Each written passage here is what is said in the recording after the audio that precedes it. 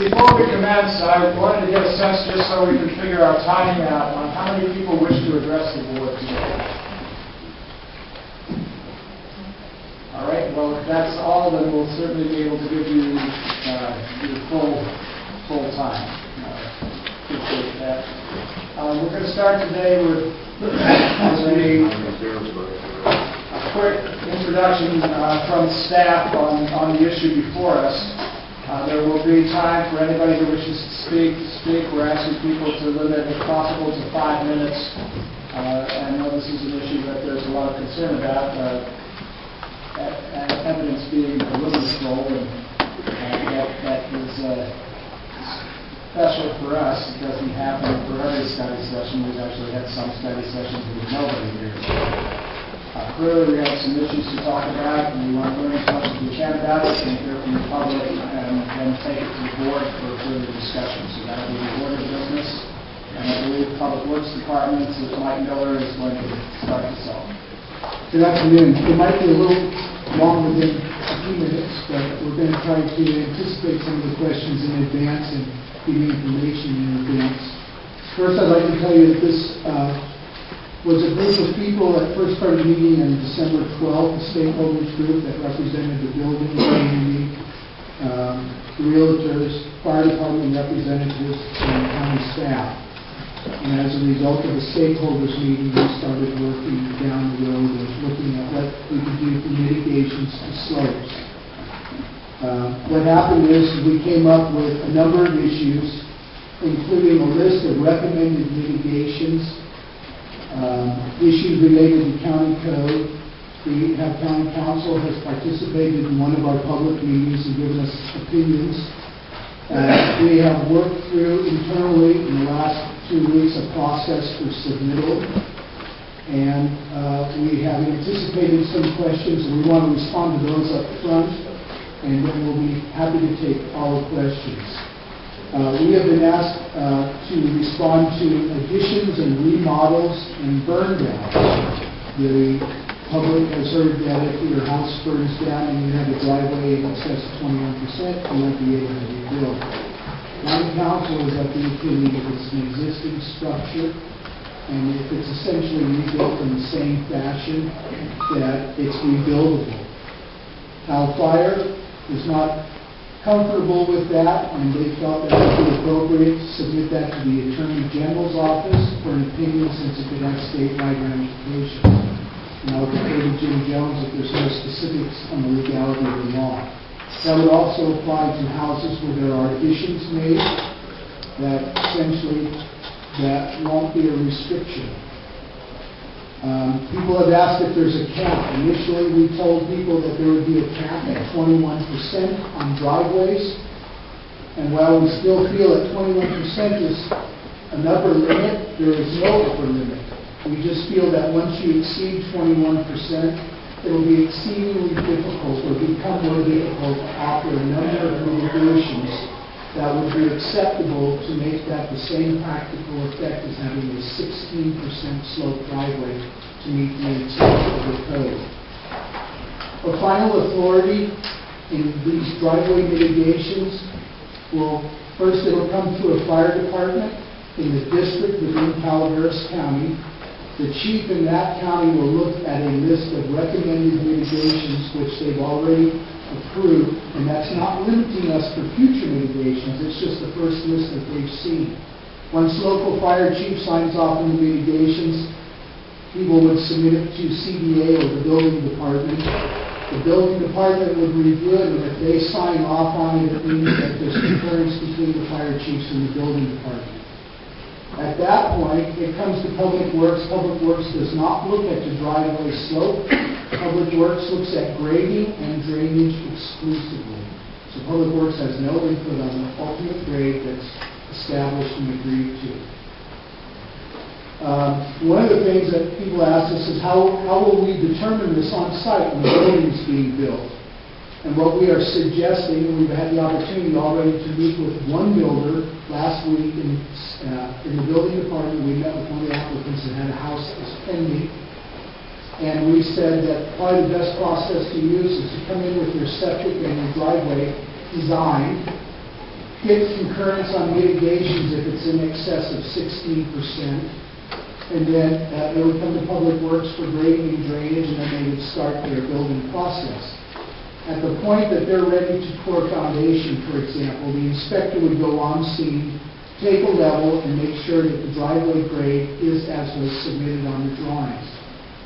At that point, if the driveway grade is correct, then the approval to go ahead for pouring the foundation would happen. If it isn't, they would have to correct the grade with the submitted plan that both the fire department and the building department approved. CAL FIRE, as I said earlier, is going to submit to the State Attorney General's office for an opinion.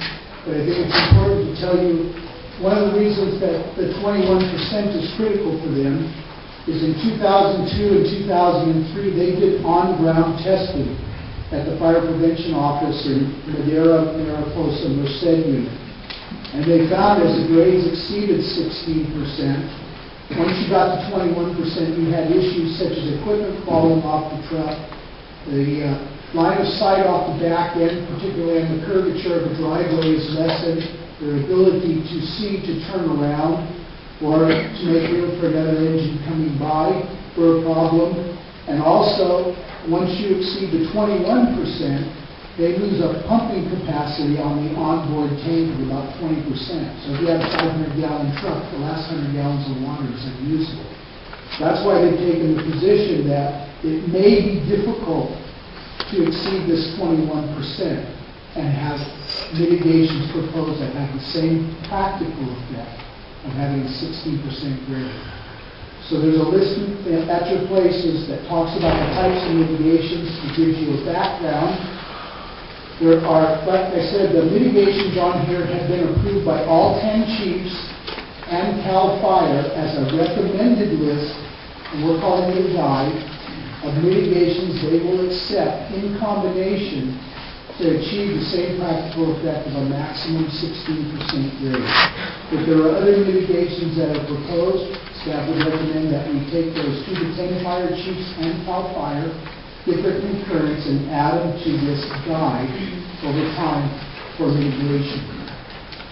I think that kind of covers my overview. We have staff here from CAL FIRE today. We have Warren Wilkes, the chief from Evans Pass Fire Department, Stephanie Moreno, department head of CBA, Mike Rodriguez, the interim chief building official. And I think that's pretty much it. So depending on who it is, they'll be happy to respond to the question specifically directed to somebody. I would also add that we have our county counsel here on the legal questions. At this point, I'd also like to ask whether everybody in the audience has a copy of the work document here, discussion, titled Discussion Material for Study Session. They're at the podium, and we have additional copies up here if we run out. And hopefully also the At the podium. diagrams. As well as we have a large amount of space here. So if anybody wants to come up and get that, do it now, because we're about to begin public comment. I want to make sure everybody's got the back.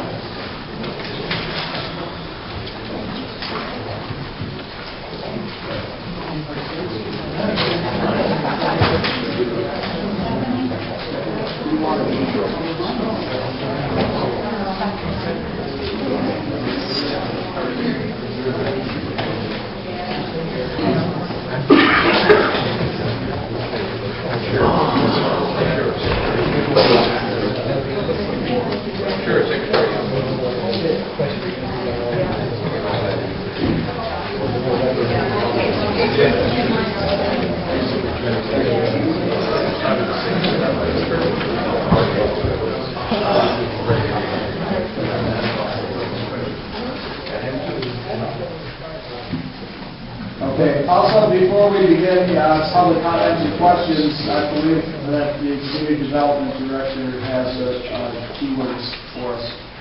Yes, I've been, Stephanie Moreno, Director of Community Development. I've been asked to provide some of the background on how this became an issue for the county by Supervisor Powell. I came on board in May of 2006. The summer after I came on board, I started hearing some concerns from various staff members and members of the public about some of the driveway slopes that we were putting in on building permits. I asked the then chief building official to pull some research from Amador and Tuolumne counties to see what their guidelines were so we could make sure that we were in conformance with those. I also checked with our planning director, Bob Selman, who said that he had had similar concerns in the past about the driveway slopes. We received the information from Amador and Tuolumne counties, but we didn't follow through at that time with the driveway slope because of other issues that had appeared at the time. So it kind of sat there and we didn't deal with it for a little bit. Later in the year, we were approached by CAL FIRE. At the time, we had a new interim chief building official in place. CAL FIRE wanted to meet with us to discuss issues of mutual concern, reestablish the relationship between our two agencies because it had been somewhat strained for a few years. So we had that meeting. During the course of the meeting, we discussed a number of issues, mutual issues to FIRE.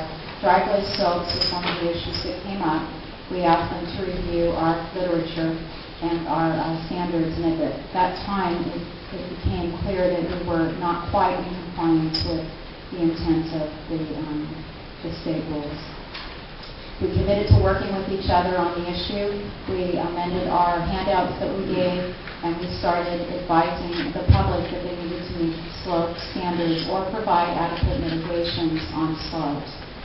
If you recall the issue relative to providing site plans for profile holes that also occurred last year, there was a flurry of interest in that. That was because of this issue. We wanted to make sure that people didn't start building their homes or their septic systems without regard to the driveway standards and then get stuck midway through the project and not be able to continue because they didn't have adequate ground for a driveway. So we started requiring site plans on septic systems back then and required at that time that they indicate if they didn't want to put full towboats on the site plans, that they at least put the grade of the driveways on the plan so they could make sure they wouldn't have a problem after their septic system was installed and came in for a building permit. I did meet with a number of engineering firms at the time about the driveway slope standard, and this is approximately a year ago. Over the course of the last year, we required the adherence to the slopes, and we provided mitigations in almost every case. I don't know of any that we weren't able to mitigate during the course of that year. We worked with CAL FIRE. They were an advisory on mitigations that we developed, but we were working well in providing mitigations on most of the slopes. A few months ago, I guess it's been more than a few months ago now, grading plans were transferred over to Public Works for review. We used to do them within the Community Development Agency. At the time we transferred them over to Public Works, we probably should have had a few more meetings to talk about how we had been implementing these types of issues. But what happened is they read the code, they saw the 60% grade, they didn't realize at the time that mitigations were things that we could do, and so they put a halt on a number of grading plans that were pending because they exceeded the 60%. And that's at what time that the issue became a hot one again. We met with Public Works at the time. We brought the fire chiefs in, we brought CAL FIRE in, and out of those discussions, the stakeholder group was formed to come up with agreed upon mitigations from all of the agencies that could be used on driveway slopes. I am unaware of any more than 1 or 2 lots that have been put in holding indefinitely because we haven't been able to mitigate them at this time. Mike Rodriguez, our interim chief building official, can address that more fully, but we have continued to provide mitigations on those areas that we can. I think that the proposed mitigations are going to go a long ways to taking this to where we were actually a year ago able to mitigate this. The difference is that everybody within CAL FIRE, and the 2 county agencies are on the same page, so the public would get the same message from everyone else. So I just wanted to get that background on where we were with this issue. Thank you. Mr. Rodriguez, do you have any? I just want to reiterate what both Stephanie and Mike mentioned. In a handful of cases where we've had some problems in processing permits for some of those where we had problematic driveways, we made the effort to either go on site, meet with the applicant, and with their contractor, their designer, their engineer, to try to come up with a workable plan that was going to be suitable for everybody and still be in compliance with our codes. Like I said, we've had several meetings, both in-house and then on-site on those occasions where we have had some problems, and I think we've been able to deal with effectively in those cases. Can you give us a sense of the volume? The volume of those that we've had, it's been less than 5, I think, that I'm aware of, that we've actually had to take extra action with them to try to get resolved. Okay, thank you. Any other staff comments? All right, in that case, the moment has come for public input, and I would ask that everybody, even Roger, try to stay within the 5 minutes. This is 5 minutes and 15 seconds, so let me know when you're ready, and we'll start. I will talk as fast as I can. My name is Roger Pitto. I am the last county fire warden in this county. I served as Deputy County Fire Warden for over 21 years, both for Calaveras County Fire Department when it was run by the county, and prior when it was run by the California Department of Forestry, then the California Department of Forestry and Fire Protection, and now CAL FIRE. When SB 1070 was adopted, and I'm here on a more general basic issue that I think is very important, so I hope you will allow me maybe 6 minutes. I sat on the SB 1075 workshop in 1988 that was run by then the Department of Forestry. I actually sat on a 15-member committee for fire under the Road Access Committee. And this issue was discussed at great length. I've seen the mitigations and what have you, and I've had personal experience with backing a fire engine or having an engine back down a slope of less than 25 or 20% involuntarily. It's one of the most exciting things I ever did as a firefighter.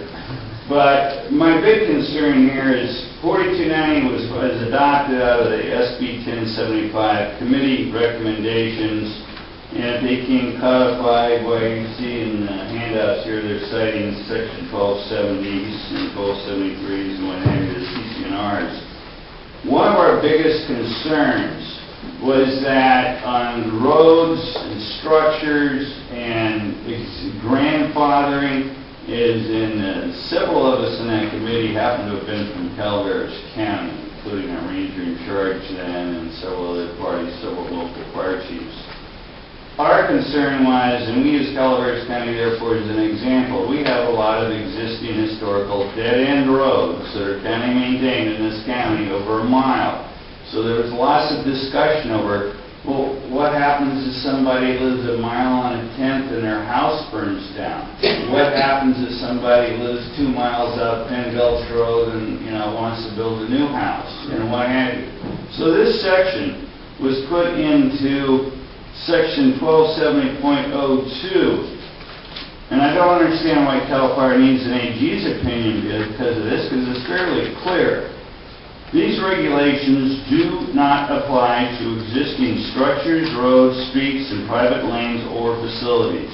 These regulations shall apply as appropriate to all construction within SRA-approved lands after January 1, 1991. And then they go on to additional language. That language is exactly parroted in Chapter 810 when it was originally adopted, and then when it was readopted a couple of years ago when the county fire department disappeared and the building department took over. Early on, we did have a dispute over an overlength existing road and whether somebody could develop on it. We did ask for permission from the Department of Forestry. We didn't go up to the AG, and we got an opinion that because there was a pre-existed a 1991 road, it was exempt. But CAL FIRE can go to the AG, maybe they'll come up with something different. But I think the code's fairly clear on that big issue. And only one other consideration, and I heard the Public Works Director, Stephanie, or one of the people at the table talk about same practical effect as. There's a section in 810 and in PRC 4290, or 1270, whatever you want to call it, that calls for fire management plans. The purpose of those fire management plans were to come up with same practical effect as mitigations. Because, for example, the lengths of the roads that we picked, 800 feet if you're down to this density, but no longer a mile no matter what, were guidelines. Because they were, and we knew, and there was a big controversy over that, because it depends upon whether you're on top of a steep canyon, or if you're on flat ground, terrain, etc. And that's why we provided for fire management plans, same practical effects as. And the only other issue I would like to discuss, other than knowing that I wouldn't grade more than 21% with a fire engine, because I could tell you a great story about it. But there's a section that was changed when the new county road fire ordinance was adopted. It's 81034, which changes all roads, access routes, driveways, turnouts, roadway structures, so on and so forth, shall be designed in accordance with the Calaveras County Road Ordinance and the requirements of this chapter, which is Chapter 810. The most stringent requirements shall apply. That line should never have been added to that code, because the intent was that Chapter 810 prevailed, and that is why I was directed that when 810 was first adopted, that everything was put into Chapter 1202, the road ordinance, be footnoted with fire. So it would defer to fire, so you could use fire management plans and same practical effects as it now reads. People not currently here, but here prior in Public Works says, we don't care what it says in 810. Maximum length in our road ordinance is 800 feet. That's it. You don't have an opportunity to do any modifications, and that would include road grade. So I would suggest that might be a cleanup issue. And that's all I have to say, other than I think that the fire service has done a pretty good job on testing that. 21% get a little steep. Thank you. While to normal people that was actually 7.5 minutes, that was on Pito time 5. Thank you, Roger. Hello, my name is Doug Shin. I'm a broker owner of Cedar Creek Realty in Arnold. I'm also a director on the Calaveras County Association of Realtors. I'm also a stakeholder on the committee that was formed early on to address this as a citizen. So my comments to you today are strictly as a citizen on that committee. I think it's very illustrating that some of the comments that come from staff, although they sound great, are a bit misleading. The percentages that were discussed were 16% and 21%. The only place in your county code that 16% is mentioned is for driveway slope maximum below 3,000 feet. Above 3,000 feet, the maximum is 13%. They don't mention those numbers. There is no place in your county code that uses 21% or 23%. If I'm wrong, show it. My comments to you then are, and I've tried to write them so I will cover everything, are this. The citizens that were put on the Stakeholders Committee now report to you what we have found, what our concerns are, and what course of action we recommend. We became involved in December after problems with an owner getting a permit due to driveway slope. In other words, a real case where an owner that I sold land to was told that has had difficulty, even to this day, from December to now, getting a permit. So this is a real issue. There are however many that have not been able to get permits, and our position is that even one is wrong if they comply with the county code. And the county code is very clear. The interpretations are different, but the code is clear. We have been, the three members of this on the committee have been involved every step of the way. And we had hoped during that process to gain clarity, but unfortunately that's not the case. And we have learned that unlike the septic issue, which I work as a stakeholder as well, that this issue is way more complicated and has far greater consequences than anything compared to the septic issue. And I'd like to repeat that. We have learned that unlike the septic issue, this issue is way more complicated and has way and far greater consequences. The big difference between moving the tank 5 feet and telling somebody that they can't build on their land. That's what we're talking about here. We have repeatedly asked 4 questions. Who complained? Who did they complain to? Why did they complain? And get it in writing. So far, the only answer that we have is CAL FIRE complaint. Really? Now, Stephanie said that perhaps they complained to her. So we have 2 answers. Why they complained is a safety study, and we still don't have anything in writing from CAL FIRE stating that your code is not in compliance with their code. So it's all verbal. We have learned, and Stephanie confirms this, that this was verbally brought to staff over a year ago, and that those sidebar discussions led to a new way of doing business. A course correction was made internally without board or public review. The citizens on this committee fully object to that course of action. A county staff person in the last meeting mentioned that he owned a lot that he paid $2,000 for, and if it became unbuildable due to slope restrictions, that would be no problem. That would be his contribution. Well, we have a problem with that approach, because my clients paid $185,000 by comparison and aren't prepared to just say no problem and lose their investment and not build their dream home, as they have been unable to get a permit for it to this day. The first of many of those issues that will come before you if CAL FIRE prevails in setting caps in your county and in our county. The issues here simply stated go to CAL FIRE's desire to impose slope limits or caps for driveways on all the unimproved land in Calaveras County. That's a pretty big chunk of land, I believe. We challenge the key legal questions that travel to the state code, the county code, and right down to the proper implementation at staff level.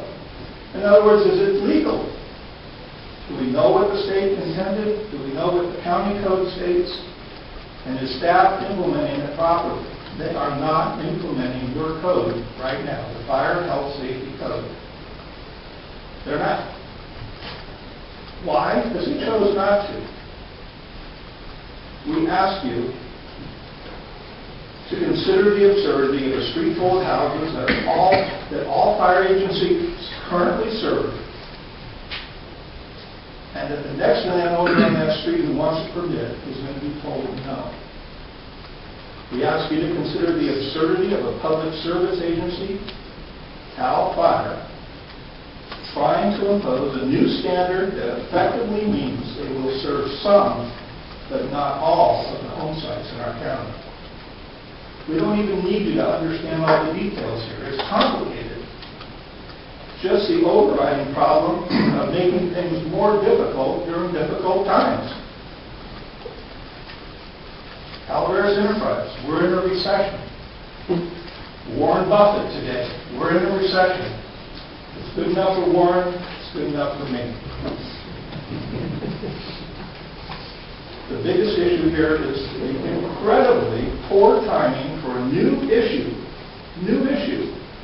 to slow down the ability of owners and the county to conduct orderly business.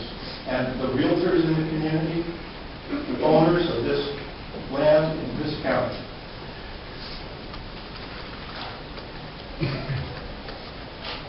So that's my rhetoric, but I'm going to boil it down to recommendations that we came up with. We therefore recommend that you, as the Board of Supervisors, take the lead in this complicated, emotional, difficult question that has cropped up out of nowhere and threatens to take away people's land. That we recommend you do 4 things. And listen carefully, because it's entirely different than what's been going on. The path here is to jump into mitigations. Why? Because somebody talked about it.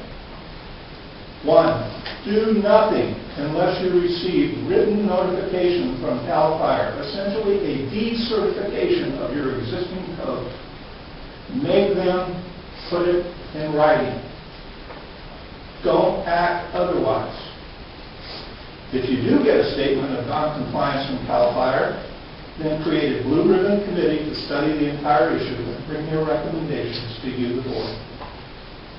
3, instruct your county council to seek an opinion from the state's attorney general regarding the entire issue.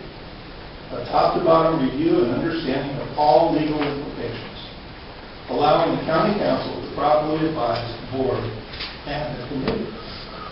4, instruct staff to implement, as they have for the past 16 years, our previous simple mitigation of the paved driveway in excess of the slopes stated in the Fire and Health Safety Code, which are never mentioned here. It's as if this code fell off the edge of the earth. Up until such time as a new policy is or is not created from the Blue Ribbon Committee facts.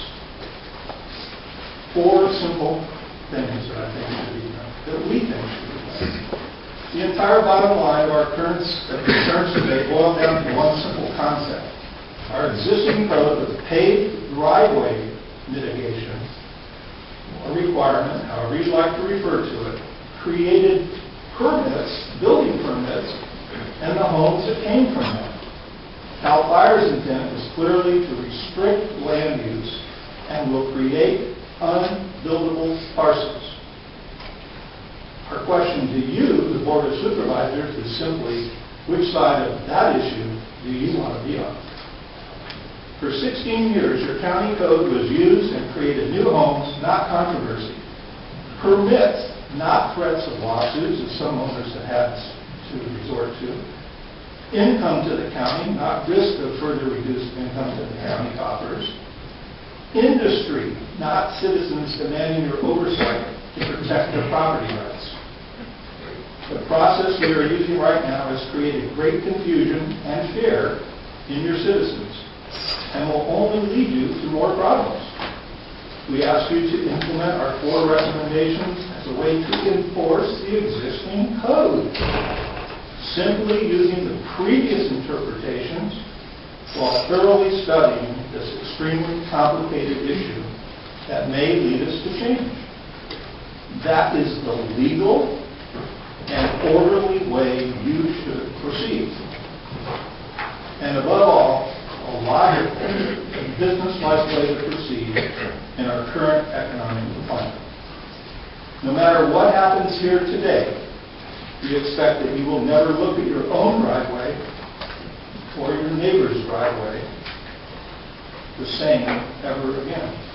And that is the end result of all that is occurring here.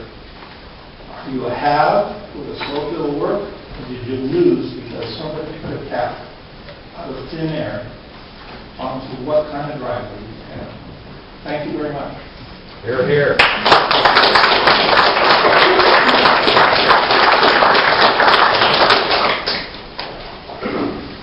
I'm Barry Ward Realty in Arnold. I'm on the committee with Doug. I don't know how we got on the committee, but we're on the committee. I heard something kind of interesting. I heard earlier from staff here that only a handful of projects, only 5 projects have been put on hold. I'm sorry, but in this economy, 5 is too many. I mean, no project should be put on hold in this economy. We're in the town of Arnold where, you know, there's a lot of builders that need work, and for any project to be put off for any reason that for business as usual, I think is personally unacceptable. I'm hearing inconsistencies too from the last meeting we had at the fire department in Arnold. I thought county council, and I think he's still taking this position, made it clear that existing homes that burned down could be rebuilt within the same foundation print. And to my recollection, CAL FIRE more or less indicated that was okay also. Now I'm hearing that that has to go before the state attorney general and it's kind of a little bit of what I kind of think is a little bit of waffling. That's a big concern. I mean, Maria was up in Arnold the other day. We were driving around with Doug looking at hillsides, and I can show you areas where there's a whole hillside of homes that are built that with driveways exceeding 16%. If we have a forest fire and they burn down, do we tell all these people that they can't rebuild? I mean, is there something wrong with this picture? And when you have a code that you've been following since 1992, this was the mitigation. This is what we all went through. I remember it. I was in real estate then, and it was always business as usual. And this new code came about, and what do we do with driveways that exceed 800 feet that were not going to be buildable? For a while, then we were afraid to show acreage parcels. We went through this whole process. This was the mitigation. This says any driveway, maximum grades permitted, any driveway with a grade exceeding the maximum grade permitted shall be provided with an asphalt or concrete surface, period. Now, I know there's some different, I know the Attorney General, the County Council stated that there's the same clause in there and the county is interpreting the same practical effect. Well, who determines same practical effect? CDF or the county? This is the county code. This is not the CDF code. This was not decertified by CDF. This was accepted by CDF back in, this chapter is adopted to meet the requirements of Public Resources Code 4290 and Title 14, Section 1270. This chapter shall be sent to the State of California Board of Forestry for review and certification pursuant to 1270, Title 14, California Code of Regulations. And this was in 1992. So, all of a sudden, we're interpreting the code differently. And that's why I think we're all in this room. So, what I think needs to happen is if things are going to change, there should be a due process. Public hearings, scoping meetings. What's required in Arnold is maybe different than what's required in Valley Springs. What's required in Eagles Camp might be different than what's required elsewhere. So each area has its own mitigations if changes occur, and the public can give their input. I mean, up until Public Works took over the grading plan issues, the only limitation you had for building in Arnold or that area up there, or Calaveras County, as far as I'm aware of, was septic. If you could get a septic on it, it was buildable. I mean, you have lots now where I sold one the other day. I think the builders is here in this room. Sold for $190,000. The road was marked on the map. The septic was profiled and approved. A septic permit was issued. He went to build. He had the tank in the ground, and then couldn't get a building permit because the driveway grade was 21%. Well, this is all recent stuff. This is based on the current code. It wasn't rewritten. It wasn't put back before the public. And so I don't know why. I think the issue here today is, I mean, none of us want to compromise the safety of firemen. Firemen are the backbone of our world up here. On the same token, it's not fair to take away property rights without due process. You just don't do that. You have areas, for example, Sky High Ranch, where there's no winter access. How do you mitigate that? You have Bear Valley, where you have the roads aren't cleared in the wintertime either. Anything above Big Trees Village, do we just say they're all unbuildable because they don't comply? I mean, I don't think this has been thought through. And that, like I said, this is what the current Code 8.10 was all about. That's why this happened back then. There's been no document to change it. You have no letter from CDF decertifying this, saying this is. I mean, what happens if we go along with this mitigation process and next year, CDF or the county says, oh, you know what, it's still not working, it's still not compliant. Then projects get put on hold again. We have a narrow building season. You can build from maybe May, June into November. So these little 3-month processes we have to go through could put more people out of work. And again, how do we handle the disclosure part of, oh, you're great, you have an existing home, it's over 16%, you may not be able to rebuild. You know, sellers are already having a hard enough time selling the property. There's one more out there that just totally, I mean, these people are going to, it's going to create hardship. So I'm wondering, how did this suddenly come about? Why are we here today without any notice, without any change to this code? Can anybody answer that? I believe our normal protocols are to each question that comes up and have staff answer each one to the related matter that's been raised, and definitely will receive that at the end of this public comment period. Okay. Well, to summarize what I want to say, I'd like to see that it be confirmed that if you have an existing home and you're within your footprint, that you can rebuild. In most communities, when there's a fire, the county speeds up the process, gets plans approved to where people can build their houses and get their families back into the community. The other thing I'd like to see is existing homes that exceed the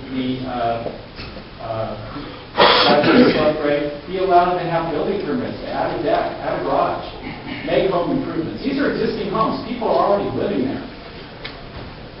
The third thing I'd like to see is following your current code, and if CDF wants to change it in writing so you know what you're addressing, because they may change it again, and we'll be all back here again. Why not get everything in writing, change it to comply, and then move forward? That's all. Thank you.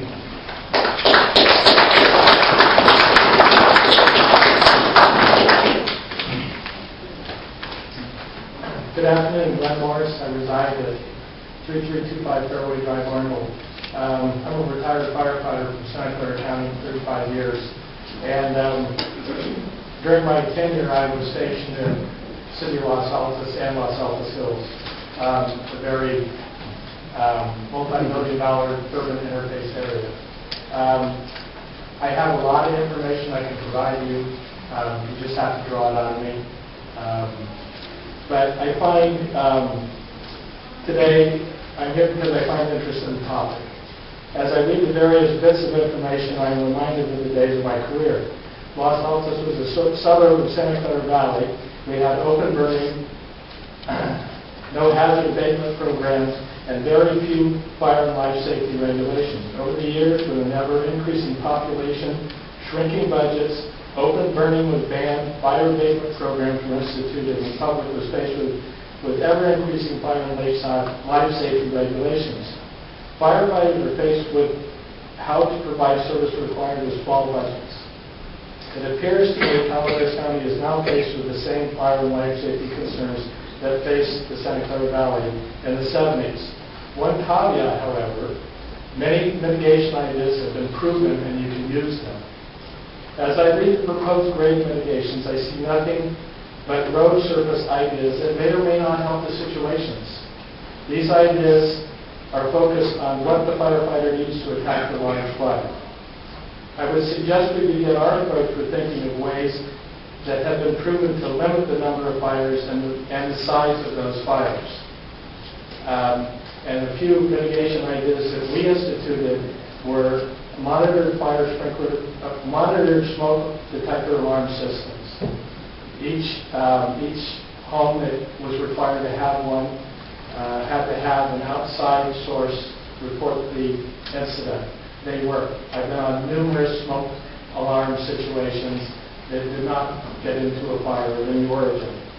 Fire sprinkler ordinance, whether it be commercial or residential. Fire sprinklers work. And the cost is borne by the homeowner. Additional fire hydrants installed at homeowners' expense closer to driveways. We were faced with fire hydrants 2,000, 3,000, 4,000 feet apart. And when somebody wanted to come in and build their monstrous home, we had to say, you need to put a fire hydrant at the driveway. because we don't carry enough hose to get from that hydrant to the driveway. And the final idea is the standpipe system that we use, where it's a fire department standpipe system that is located at the driveway, and engine place a hose line from the hydrant to that system, to that standpipe, and the end of that standpipe is up at the top of the driveway. You're not laying hose up driveways or anything else. You're just using common sense. It's a buried pipe, and the fire department use only. It's my opinion that the driveway issue is only one portion of the fire and life safety concerns that face this county now and into the future. I want to urge the county at this time to regress and study the entire fire and life safety situation facing the county and develop a vision of where we need to be now and in the future. Until this study is complete, we need to politely advise prospective residents of the fire situations we are faced with, the limits of our firefighters, and suggest ways they can limit their liability, and to discuss the issue with their fire insurance carrier to develop ways they can address our concerns. When they learn the cost of the insurance premium, I'm sure they will voluntarily provide mitigations. We need to address how to prevent and limit the size of our fires. Thank you. Mr. Morris, do you have a chance to have the actual code from that county that deals with these four issues? Those would be City of Los Altos codes, City of Los Altos? or they would be Santa Clara County code. The Santa Clara County code I visited on the internet, and it is 15% sprinkler. I mean, I think you need to go back. This situation isn't unique to Calaveras County. Every county in California is being faced with this situation. And we have been faced with them over the years. And some have taken care of them. It's something that needs to be addressed and done fairly. Thank you. We'd like to try to do it in 5 minutes. Let's see if we've got it.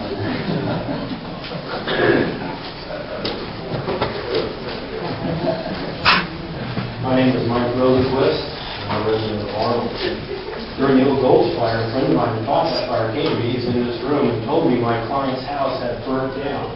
He was ordered unequivocally not to go down and defend that house by CDF. CDF stated it was a fire trap. The likelihood of saving that house or getting out alive was iffy. So you're not going to go down there and risk your life. And that I applaud you for. I don't ever want to see a fireman risking his life to save my house. Because up until now, I could rebuild my house. Now it's being suggested that we cannot rebuild our houses. Furthermore, our Casey's at the time of the old Gulch fire came to my house and said, Mike, the reason why we didn't put a fire truck in your driveway is because you live in a fire truck. I said, what about the houses above me? I said, those are going to burn. We're not going to risk personnel for those houses. Those houses above me have flat driveways. So I suggest to you that flat driveways are not the issue. Fire trap and fireman safety is. CDF is coming here and quite honestly pointing out that they have a problem with drivers and their equipment, and I think with their personnel, if I understand it correctly, that fighting fires on a driveway steeper than 16% degrades their performance.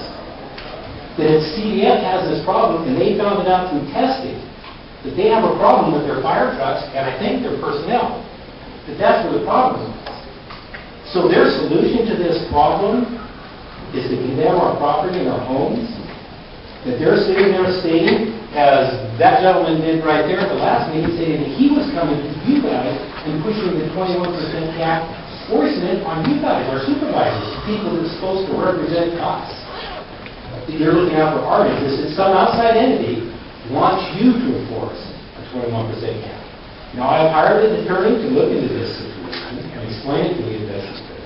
And according to her, you don't have to put a cap on there. There is no law. The CDF has. It says the supervisors of Calaveras County have to put a cap on driveways. You don't have to. That is a huge concern to us. We're not looking at just losing our houses. We're looking at losing our jobs. Now, I state this, maybe you've already changed your minds, but I have it in writing from Public Works and from Warren Wilkes that they're only looking to mitigate to 21%. After that, there is nothing.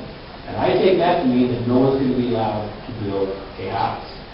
And that's just wrong. You are here to serve the people of Calaveras County, not CDF. CDF is here to protect their houses as best they can, but not risk your lives doing so. I don't want to see any of you hurt. Especially, I've seen you guys, I've seen Warren Will's crew fight my neighbor's fire, his driveway, in excess of 21%. Those boys ran up that driveway, dragged those hoses, and kept that fire from spreading. They actually pulled, I think, his son out of the house. He was in there sick. They didn't drive up the driveway. They drove up a road in excess of 60%. Valley View, I know, I lived there. They fought that fire perfectly. There was no issue on the driveway. There was no issue on Stevens. They ran up there, did their job, and it was fine. No one got hurt, no one complained. Now, CDF comes along and says, we have a problem. That problem should concern everybody, and it does. But your solution is worse than the fire.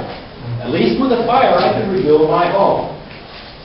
With CDF, I can't even rebuild my home after I lose the fire that they say they can't fight.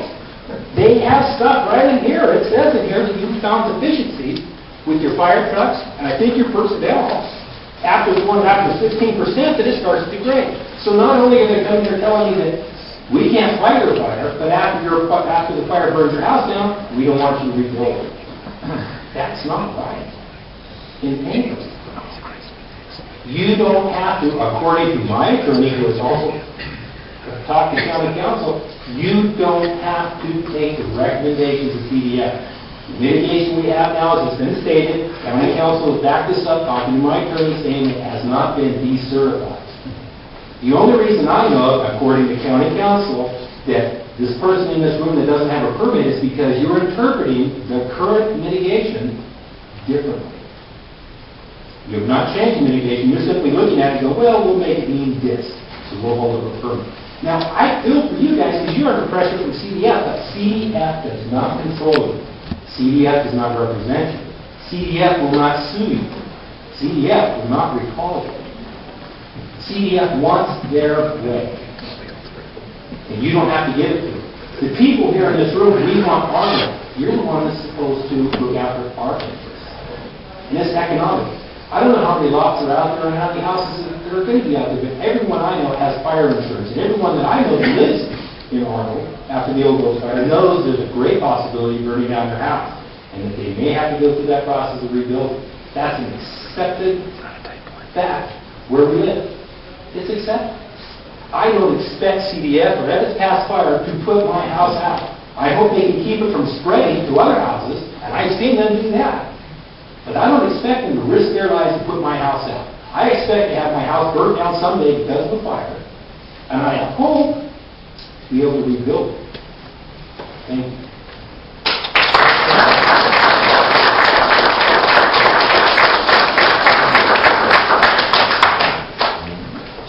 Any other comments from the public?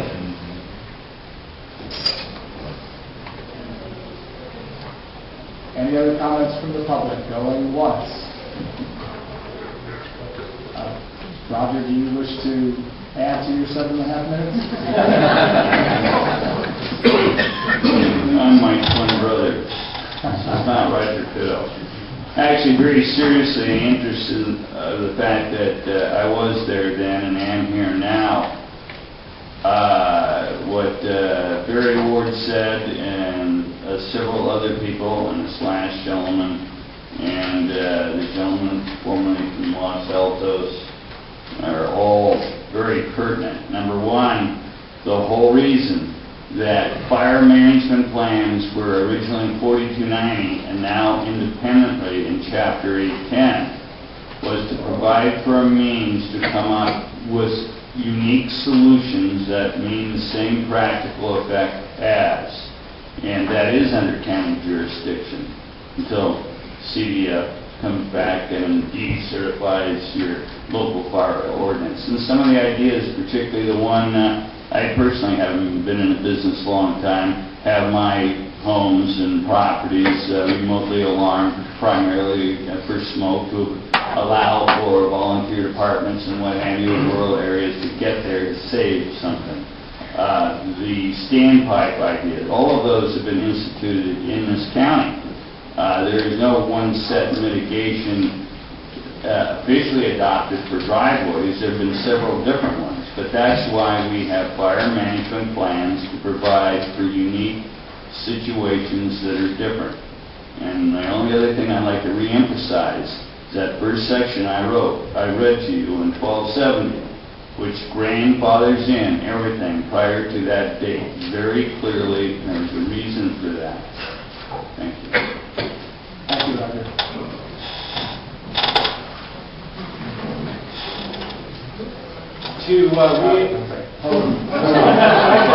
Okay. Barry's the one that sold me the property on Mustangs. I have a 20% grade. The last 10 months I've been trying to get a permit to build a house. I started off with a septic permit. Could you say your name again? I missed it. Okay, Rod Coons. Right. Went to the issue, went to CDF and got a 3-acre conversion to put a house on the property. They gave me the permit to clear my trees. Went to Public Works, got an encroachment permit, had a bond, 2 bonds. They said, no, you don't need bonds anymore. Now we're taking over the occupancy certifications. Okay, and then I went to, then I got a septic permit from the sewage department to build a house there. And then the building department had my approachment at first, and then all of a sudden, Public Works took it over. And they said they had no more control over it. So every time I go to Public Works to check on my home, someone reaches behind the counter, pulls out this piece of paper, and puts it on the counter and says, state overrides county. Nothing will be issued over 16%. And that's it. And I don't know where it's at, because Steve Buckley, I don't think he's here, but he is rewritten and submitted 2 times to the Public Works. And every time I go there to check my plans, they pull a piece of paper out underneath the counter and say, you're over 16%, state overrides county. No permit. And I have all my permits, my building permits, behind the counter at the building department, but they won't give it to me because Public Works won't give me my permit for a grade. And to add to what Rod's saying, this just happened. I mean, this was just went through the county, just was profiled. This is brand new stuff. You have homes last year that are being built and filed with 30% grades approved. Now all of a sudden you're saying, or CEF is saying, they can't be rebuilt. So they're approved, but now they can't be rebuilt. But what Roger just said, I wanted to, because this would solve a lot of our issues, and it might give you something to support, is this was 4290. It said, these regulations do not apply where an application for a building permit was filed prior to January 1st, 1991, or to parcel or tentative maps or other developments approved prior to January 1991, if the final map for the tentative map is approved within the time prescribed by the local ordinance. This covers the majority of the subdivisions in this county. Most of the newer ones comply. They're not an issue. Now, county council has said, or someone in the county has said, correct me if I'm wrong, I don't want to put it in words in your mouth, has said that, or maybe it was the planning department, might have been Bob Selman, but all these meetings, sorry, we're going together. They said that the driveway has to be designated on the map. Okay, well, flag lots are okay. Of course, I heard flag lots were okay, then they weren't okay, now they're okay. I hope they stay okay, because the driveway was designated in the flag. Well, all of these developments, Blue Lake Springs, Meadowmont, Pinebrook, Lakemont, Pines, the driveways were cut in when the development was done. They may not be designated on the map, they're designated on the lot. They're there. In Blue Lake Springs, there's a whole reservation for common and singular access ways. That's a reservation for driveway easements throughout the entire development. Ken Denise did it so he could put a driveway wherever he wanted or change driveways that were there. So I don't understand why the county has saying, oh, that doesn't work because it's not designated on the map, so that doesn't work. Why isn't the glass half full? Why aren't we saying, geez, this might be a way that we can please everybody? You know, it says it here. Why can't we try to make it work? Which is why I think a public, again, continuing this discussion, granting permits according to the current code, not holding up permits like you just heard happen here. Why are we stopping when we haven't changed anything? Why aren't we going with the current code and looking into ways we can get around it? That's all. Thank you. Are there any other comments from the public? Yes, sir. Warren Phillips, Evans Gas Fire District, and I'm representing the Calaveras County Fire Chiefs Association. And I think that might be important just to your perspective from the local fire chief. This was kind of dropped in our lap in a sense, probably back in October, where we started getting contractors walking into our offices with grading plans saying we need to approve this. And it was sort of like, we've never approved driveways in the last umpteen years. Why now are we approving driveways? So what came to be was a realization that there was some issues with the ordinance, issues with the driveway slopes.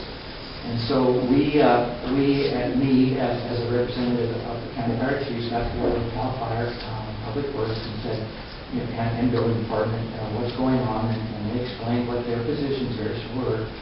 And the important thing for the fire chiefs was that, number one, I hear everybody in this room talking about the importance of firefighter safety, the importance of access and being able to provide public, the response to the residences. Also important is that I don't think there's a fire agency in this room that wants to take anybody's property rights away from them or condemn the property from being built. So, in our point of view, the middle ground was, well, mitigations. It's a state ordinance. We are more than happy to mitigate driveway slope issues to the best of our ability, to the best of our equipment's ability, but we do need to have another fingerprint on that, which is CAL FIRE and the county. If it works for CAL FIRE, if it works for the counties, then there's not a fire agency, I don't think, that's represented in this room that would be happy to work and mitigate driveways that are an issue. I know Mr. Rosenquist keeps bringing up, I get hammered with an email I wrote early in this process about 21% cap. Well, that was, 4 months ago, and that was what was on the table at that point in time. That has been changed, I think. I'm hearing it's been changed.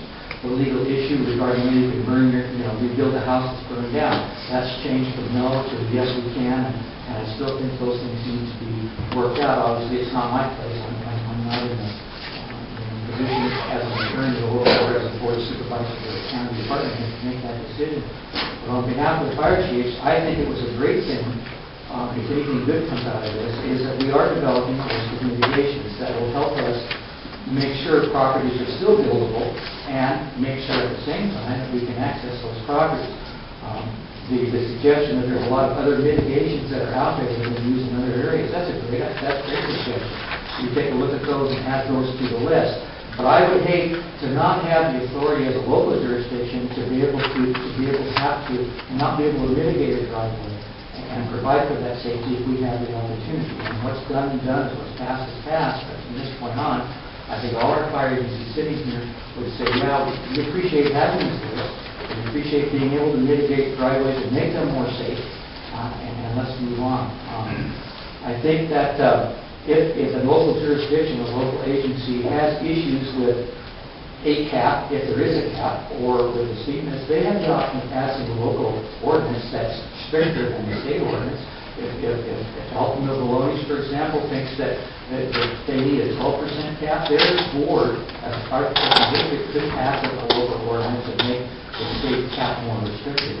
But I think from our perspective as an organization, having the ability to look at be in this process, take a look at mitigations, once the county approves them, once the Public Works approves them, and all the issues that are concerned with the county are dealt with. Okay, Warren, this driveway is passed. This is what the contractor wants to do to make that driveway more safe, and so you can provide the services that you need. We have a chance to say yes or no. I think that's a good thing, and I think our association supports that. They voted for that, and I want to make sure that the supervisors know that we're more than willing to work with whoever we need to work with. We're more than willing to look at mitigations.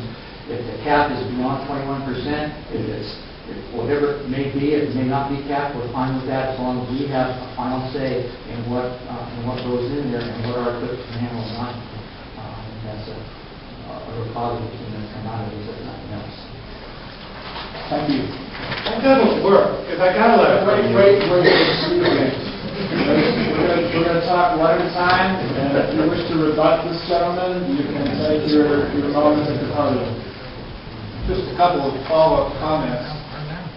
I hope that my comment about how complicated this is starting, if not already, sunk in. This is a big, important issue to everybody in this room. You all own homes, or you own land, or you live in a rental house. You go home and look at that driveway. You want to go home and worry about whether you can rebuild as a supervisor? Everything that I've said is borne out by the discussion. And I would urge you, if you didn't write it down, follow the 4 recommendations of your citizen committee who has followed this whole issue, and we'll get exactly where we all need to go. But in the meantime, I urge you to read your county code that addresses this. It tells you exactly how to act, and you're not acting that way. And that's why we're objecting. It says 13% above 3,000 feet. That makes the code more restrictive than the state. And it says mitigated by paving, and it was one solution, and it's worked wonderfully for all these years. If you need to change it, discuss it, but don't throw it out in the meantime. That's where the mistake is being made. Use your code, enforce your code, and work on change on the sidelines until that becomes your new code. We would expect you to follow that at that time too. Thank you. Thank you. I had Steve Buckley and I had Warren write me a letter. Could you Yes. Steve Buckley and I had Warren write me a letter for my driveway. You know, what he's seen, what we need to do and everything else to take it to Public Works and have them look at it. Well, I go there with a letter from Warren Wells, and they pull out the same piece of paper, clearly counter, and says, state overrides county, 16% no permit. Which is not your code. My name is Palmer McCain. I'm a real estate broker with Century 21 Sierra Properties in Arnold. I've been selling real estate in the Arnold area for the last 21 years. I was astonished today to hear from staff as though this is not that big of an issue, what I took from Ms. Marino said there was 1 to 2 that she's aware of that have been held up. The other staff member said that he's aware of 5. Whether it's 1 or 5, it's 1 too many. Ms. Marino also said that the relationship apparently with the county and CAL FIRE has been strained for the last few years. It's kind of an interesting comment. Perhaps she could cite some specific examples of how that relationship has been strained. Might give us some insight on how all this came about.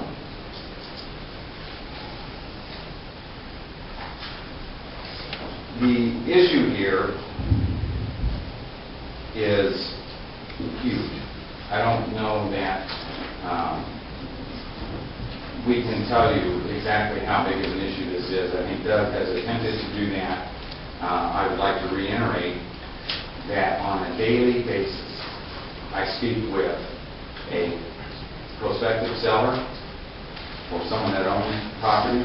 I speak with a buyer, prospective buyer, somebody that's in escrow. Every day, I speak with somebody that's considering investing in Calaveras County.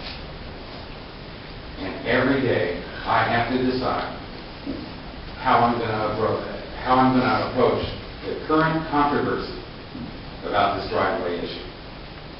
Time is of the essence. This has to be dealt with in a timely manner.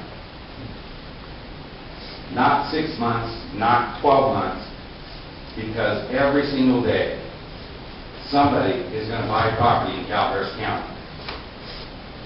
And every single day, somebody wishes to sell property in Calaveras County. This is going to have a huge effect on people's value in their assets. I can't tell you the number of properties I've sold improved and unimproved alike, that exceed 21% slope, that exceed 13% slope. So what am I going to tell these people? Who do I tell them to call? Who do they approach to get some valid information, current information, and some knowledge as to what direction this is going here at the county? Because from what I'm seeing, we can continue to have these stakeholder meetings, and we can continue to meet with county staff and the fire department, and it's just going to go on and on and on. I have a hard time believing that Calaveras County is leading the charge on trying to decide how best to deal with this situation and the code requirements coming down from Cal State Fire. There has to be other counties that are facing the same problem, and probably have tackled it before we did.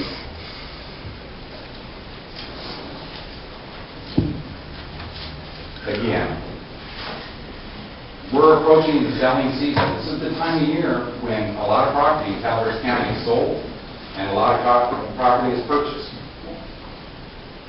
I talked to a prospective buyer just the other day. You know, according to Calaveras Enterprise, we're in a recession, so that's one strike against us. They're contemplating holding off on investment.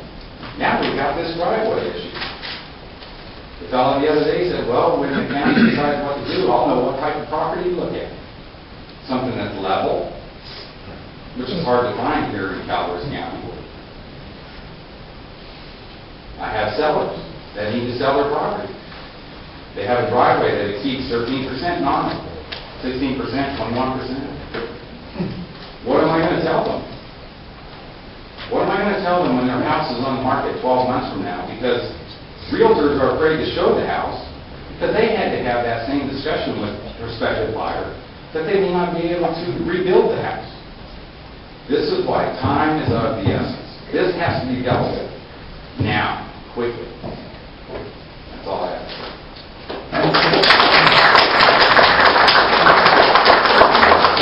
I would like to congratulate the previous speaker. As he said twice, time is of the essence. He's the only guy who made his 5 minutes. We're there every day. Structure fires happen in the winter, in the summer, in the spring, and the fall. You know, we are the local agency. We have our people, the people that we hire to protect the citizens, are the experts. So instead of having, you know, I appreciate what it takes for engineering and all that stuff, but we need to support the Calaveras Fire Chiefs Association. They're the experts. Listen to them. I also am in the real estate business, and you know, again, this is classic. This is the third time we've had a bomb dropped on us, where we have an obligation to disclose what we know to buyers and sellers. And when the rules change in a snap of a finger, and I didn't tell my guy last week that was there, that situation existed because it didn't exist last week. He made an economic decision and now he's stuck with something. It's really not a very happy place to be. They're not happy with us because we should have known something, and not real fond of the way the process works. But I really would like to encourage you to listen to the experts, invest the experts with the decision making. Let them be the ones that make the call. Thank you. Thank you. By the way, that's the second person. Actually, that was less than half a mile here, so congratulations, Bill. Send me a check. I don't very much all day.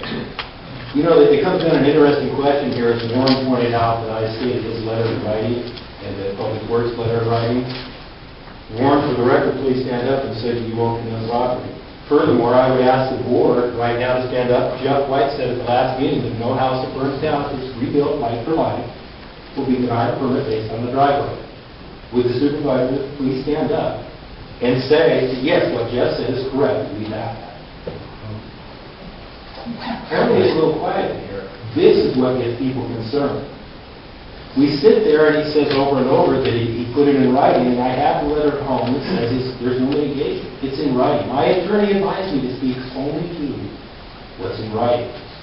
Not speculation, not what was said. Just said that houses that burn down, that like for like, would be given a permit. Maria, you were there, you heard it too. I would ask, the contention in this room is that we can't really trust you because we don't know where you are, because the only thing we have in writing is your desire, or it seems like your desire, to get on property. So take this chance right now and say, you know what, we're not going to condemn property. We're going to let you rebuild your houses. Jeff White works for the county, said that. Do you back it or do you not? Or look, you said you were not, that letter no longer is relevant. Put something in writing so I can say, oh yes, I have it in writing. Warren won't do it. That would ease a lot of tensions in this county. Unequivocally, CDF has been pressuring us to put a 21% cap on the drivers. As a matter of fact, that gentleman right there was the one who said that at the last meeting. I think you heard that too, Rita. He's advising the county to put the caps on. CDF is advising you guys to cap our property, to condemn it. It sounds like CDF wants you to take the heat for their inability or their lack of funds or something with their equipment that can't go up a driveway at 21%. That the way to fix their problem is for you to condemn our property. I don't think that's right. You should not have to do that. If there's a problem with the fire trucks, man, I'm all for it. Get new ones. Warren, I think we already put a bond on so that you can get four-wheel drives. If you need something more, let us know. It'll probably pass. I want fire safety. I want to rebuild my house after it burns down. I don't want you guys being pressured by CDF, by this man here or that man there stating, our equipment won't work. You better condemn the property. You're going to take the heat for that. There's no reason for you. My attorney has advised me under her legal opinion that the mitigation you guys have now, if you submit it again, will be accepted. CDF may not be happy, but it's her opinion after talking to a land use attorney in Oakland on this issue, that the sole responsibility for the mitigation rests with you, and whatever you recommend, the state will accept. That is her legal opinion. I hope everybody heard that. There's no ambiguity here. There's nothing to hide behind. If it goes to court, it goes to court. But her professional legal opinion is the mitigation we have is good. It has not been denied by the state, and it will continue to be good. All you guys have to do, I think, is just listen to their recommendations, but don't let them bully you into condemning our home. Furthermore, it would be really, really nice to see something. Supervisors will not condemn houses. Supervisors will allow houses that burn down to be rebuilt. I would love to see that. That would take a burden off my shoulders for probably everyone's in there, if you would do that. But when we sit here and ask these questions, maybe you're not supposed to answer them. I don't know. It's troubling. It's very troubling to me. It's very troubling to Rob and everyone else. Yeah, in fact, you can come out there and say, yes, we serve the people. We're not going to condemn your home. Things will go so much smoother. It's so easy. Just look out for arguments. Thanks, CDF, for coming up and showing us we're going to take that in consideration, but our people come first. Thank you.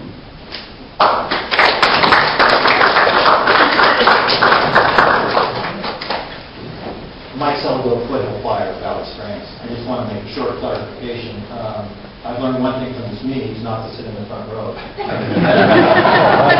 Pointed at and stared at in regards to me being a CDF representative. I am not. I am the fire chief for political flyer in Valley Springs. I apologize. You look like an angry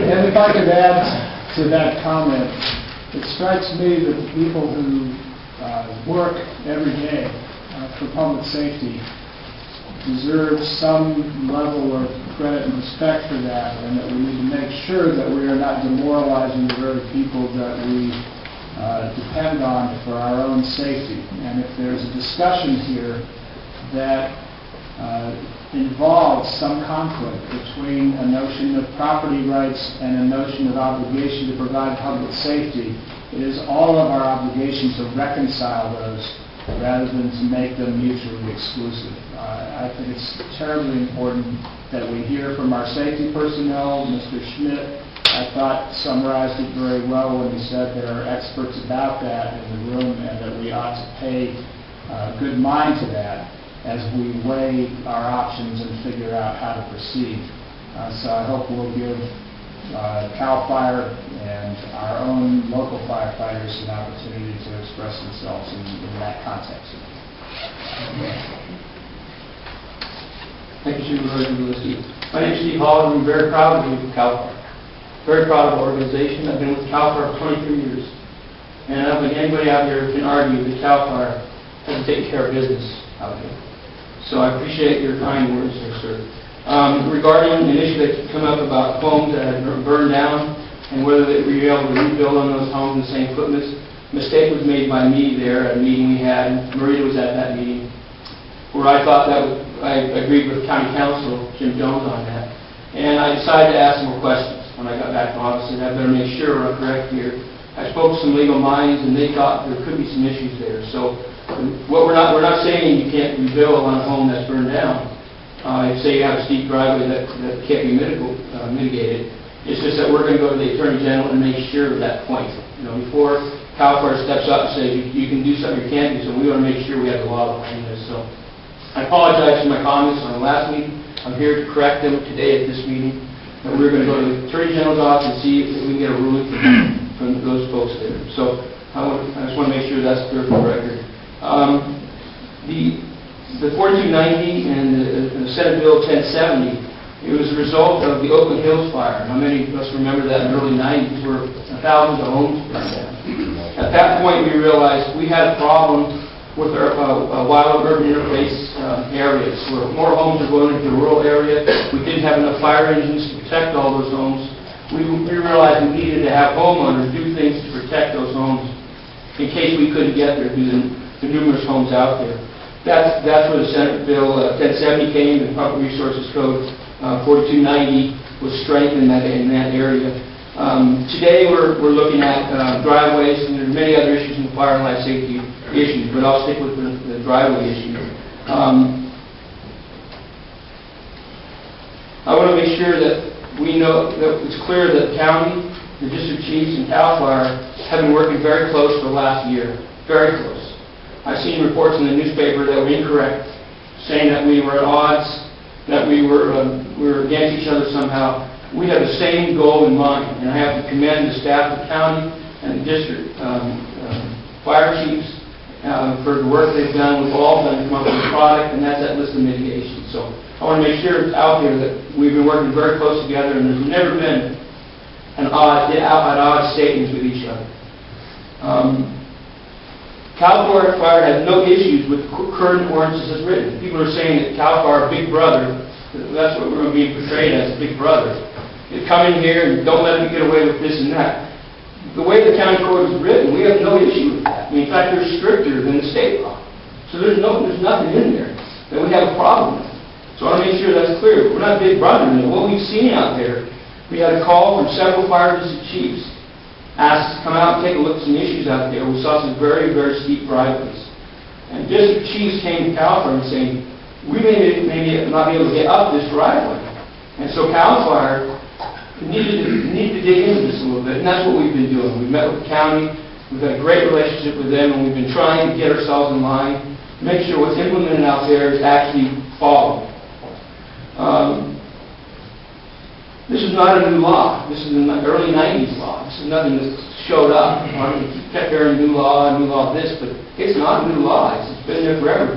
The maximum grade of a driveway is 16%. That's it. Now you may mitigate that, same practical effect, and there's no top limit on that. Some people are also saying that CAL FIRE wants us to stop at 21%. We do not say that. All we said is testing by our Mariposa office has determined that anything over 21%, there are issues there. And I think one of the early speakers talked about hose falling off the back, firemen falling on themselves, trying to get up the slopes, gurneys falling down. There are issues over 21%. It doesn't mean you can't mitigate above that. CAL FIRE is not saying that. All we're saying is over 21%. Our tests say that's the limit. But there is no law, we're not saying 21, you can go higher if you can find mitigations out there that reach the same practical status. They talked about our engines, this will be my last, not worth time here, this will be my last issue, they talked about fire engines, need to be rebuilt. Well, see, CAL FIRE has Type 3 fire engines, which are four-wheel drive, mostly four-wheel drive, that can climb up most hills that other fire departments cannot. I mean, I put our engine up a slope on any other engine in the world. What our issue is that when there's a big wildland fire, the old boats, the Darby, there are a lot of homes on fire. It may not be a CAL FIRE engine up there. It could be a Type 1 engine out of Scotland. And some of these diagrams show the tailboards dragging, that not having the power to get up there because they're big engines. Our engines are pretty mobile and strong and four-wheel drive. Other engines will have trouble getting up to that house. So it's not CDF engines that we're concerned about. It's the rest of the state that, as you know, if you've been here, you've seen the kind of fire engines that show up on these big fires. So that's all I have to say, and thank you for your time. Thank you. Excuse me, just in this very word, just one quick comment. The gentleman here at CDF said that this is stricter than the state code. So my only question is, why aren't we just following this? This is what we've been using, and it says the mitigation is paid in the driveway. So that's what I just heard, and this is already what you have. Thank you. I believe there was another gentleman who had gotten up a moment ago. Did you want to speak, or was that just to let somebody else in? Okay, John. John Hamilton. Good afternoon, my name's John. And I don't have John Hamilton, not much of a direct fiscal involvement in this issue, but I mean, one of the times, we're the press, and we observe things, and we've been observing, this body of the county for the last several years. And I guess situations like this, in some ways, make us sad, because you have a room full of people who care very deeply about the progress of the county, care and the well-being of the county. As supervisors, I know how hard all of you work, attending function after function and everything else, and I also know how hard the department is. And what we see here is maybe something of a structural thing, because once the emotion gets involved in an issue like this one or previous issues, it's hard to put it away again. This causes problems that can take years to go away. And what we would like, or as a suggestion thing, is why couldn't there be a county rule or a county ordinance that says there will be no change in interpretation of existing county regulations without prior notification? Give a 6-month prior notification and have meetings like this and discussions like this while the cash register is still running, while existing rules are in effect. Because the other thing on this is the buzzword now for everybody is economic development, bringing jobs to the county, bringing growth, not necessarily always just growth, but pure economic development of the county. If to do that in the long term, we need a consistent regulatory environment. If somebody's going to bring a business to the county, they need to know what they're dealing with on a consistent basis. And also, if there's prior notification, then it also protects department heads. They don't get demonized unfairly for trying to do their job and making changes that they think are necessary to move the county in the right direction. And I think what we see and what we hear is that a lot of the angst in this issue and other issues going over the last several years could have been eliminated with just a clear and transparent prior notification process. And it drains the issues of emotion. That way you have clear discussions before any changes take effect. It protects department heads, it protects the supervisors, and it also protects the public.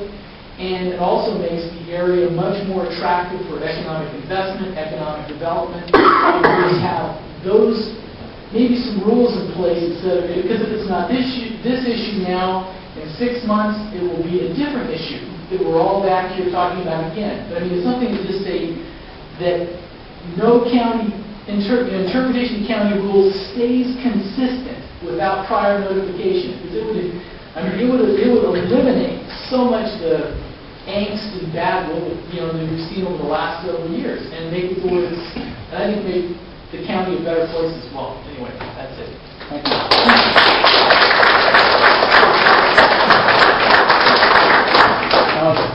Actually, there's a fellow who hasn't spoken yet, which I think was the way to approach. Go ahead. This would be a Just a quick comment.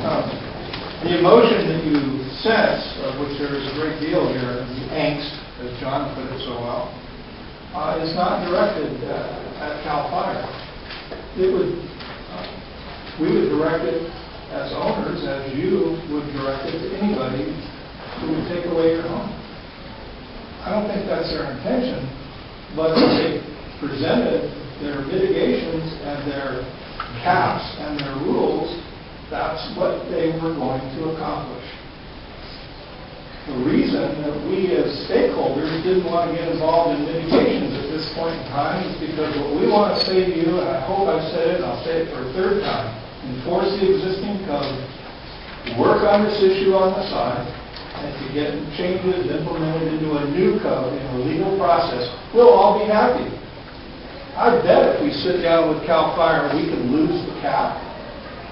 I bet if we get county council to talk to the Attorney General of the state, that he can gain support for if our house burns down, we can rebuild, and we can do this in a logical, organized way, and know where we stand. Right now, we just don't know where we stand. That's a lousy place for you to be or for us to be. We don't want to be there. It feels terrible. Tell people you're going to take away their homes. You'll get a lot of emotions. It's not in CAL FIRE. Thank you.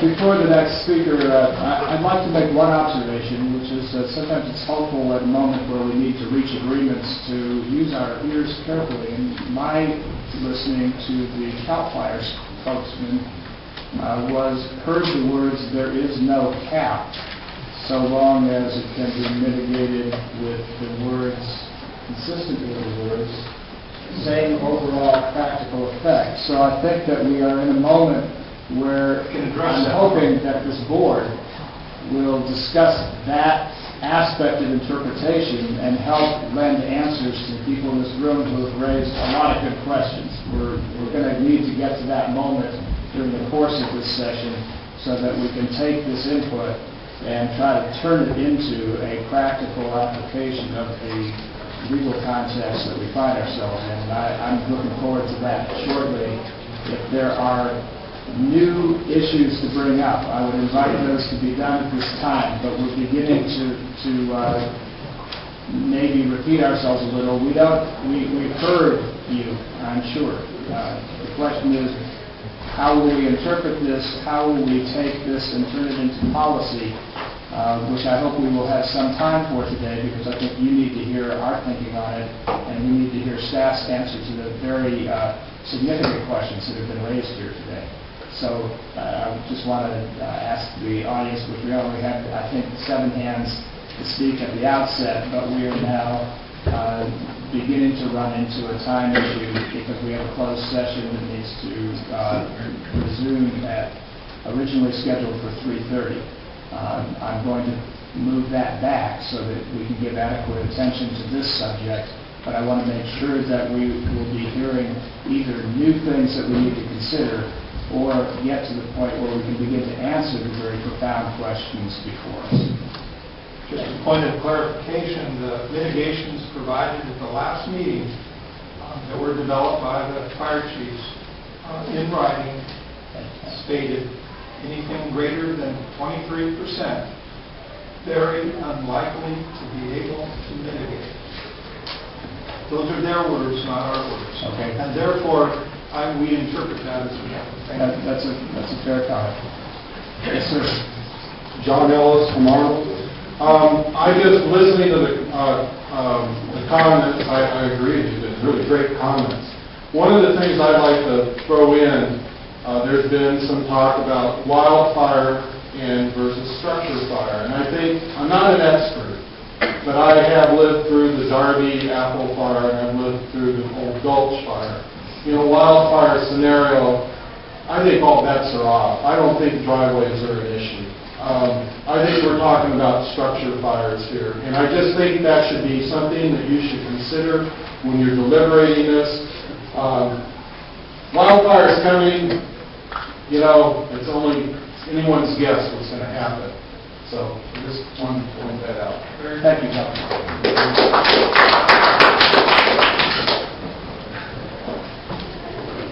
Joe Kelly, Oak Valley Estates. We're in a bubble right now, or in a balloon, I should say. What's happening is everybody's being against the side. Government, I look at it as a balloon, and it gets sometimes out of sight or out of proportion of a round circle, but it usually grows. I think what we need to look at for this instant of growth under this fire issue, this isn't the only problem that's in Calaveras County for fire. CBF years ago came in under the 1990 thing and put mitigate or restrictions on properties of dead-end roads without it being able to go back to the counties, that the counties look at it and be able to assess the value of, is this something that would cause a problem? And either allow it to be able to, for parcel maps and the like, or not. No, it came in and went boom. That's it. The issue I have to see to here is that we need more information being expressed to the people, the public, at an initial onset. We have realtors here talking about they have customers and buyers and sellers. Well, what's the general plan operation going on right now? Perhaps in our general plan, our maps and certain segments in there also need to address certain situations. Mapping can state where we have such as half mile for 20-acre minimums, and this type of thing needs to be put in, which comes under Cal Fire's original ruling back then, but I believe it is also in Calaveras codes. This type of thing needs to be put in and addressed in the general plan, because that, what I would say, would generally be the first place somebody coming in to invest might look at and say, okay, and then they can either be stated in there to give them where to go, what documents to look at. So it makes it a little easier because there's an issue. They have a number of people in their staff to be able to look at all the things that work for their agency. We have one person that has to look at all the agency documents, and you can get lost in them and miss one thing and but not be denied your project. So I think what we need to do is look at the more places we can put the information out, and the better we can. And I agree. Perhaps we should have the district chiefs, since they're around here, maybe we should go back and inspect our fire code and allow it maybe to change if we're able to do that. And maybe we can convince Cal Fire to also say, leaving it up to the local agencies to their discretion. Thank you. Thank you. Mark? Good afternoon, Mike Borean. I think one of the reasons we're here goes back on 18 months when we had some major changes in the building department. We got some outside plan check agencies responsive to us. That put a great amount of stress and anger in the community. We got the great septic scare, and now we're on the phase 3, the driveway thing. So this motion you're doing, it might seem more not proportional to what's going on, but Would you call it cumulative effect? I definitely would call it cumulative effect. I'm in a pretty unique situation here. Most of you may know I'm currently a battalion chief of the City of San Mateo Fire Department, been there for 21 years. Starting in 1974, I was a seasonal firefighter, radio station across the street.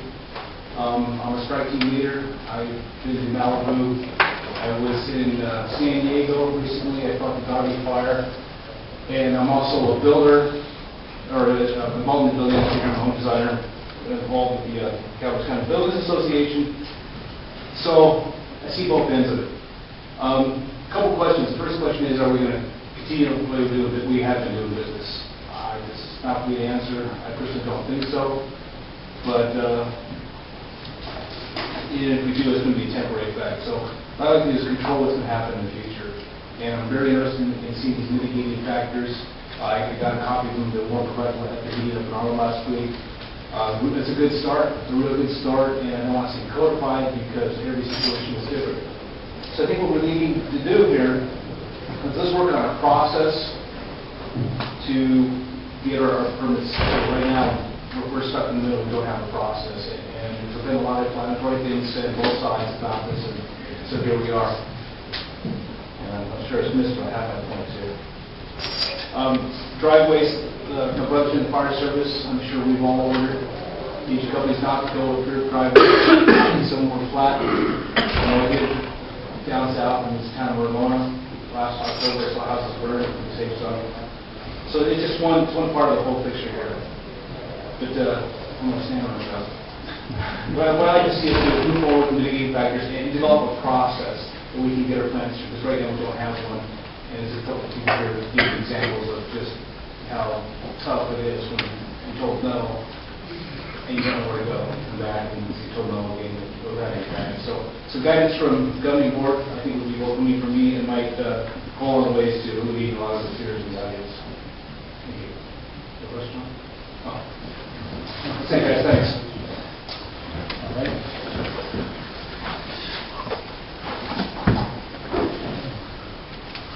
My name is Mike Carnes, and I've been in this chamber a number of times in different positions, but I think the one thing that concerns me is it's changed. I think we need to know ahead of time. I think it's been working on for a year. We only found out as an industry in the last 2 or 3 months. That's not acceptable. And it's very difficult for us to deal with our clients. I'm in real estate, by the way. I think not codifying something makes it again more difficult to deal with clients. How do we tell them what they can or cannot do when there's no guidance as to what can or cannot be done? If it's an interpretation by somebody, very difficult to say you can or you can't. What do? You go to the county. The county will tell you to submit a plan. We'll review your plan. You don't know until then. So I think in response to what's been said, I think if we can get information up front, and I think you got to put it in writing. I think we need to know what we can tell a client one way or the other. And I think urgency, time is of the essence. Thank you. Thank you.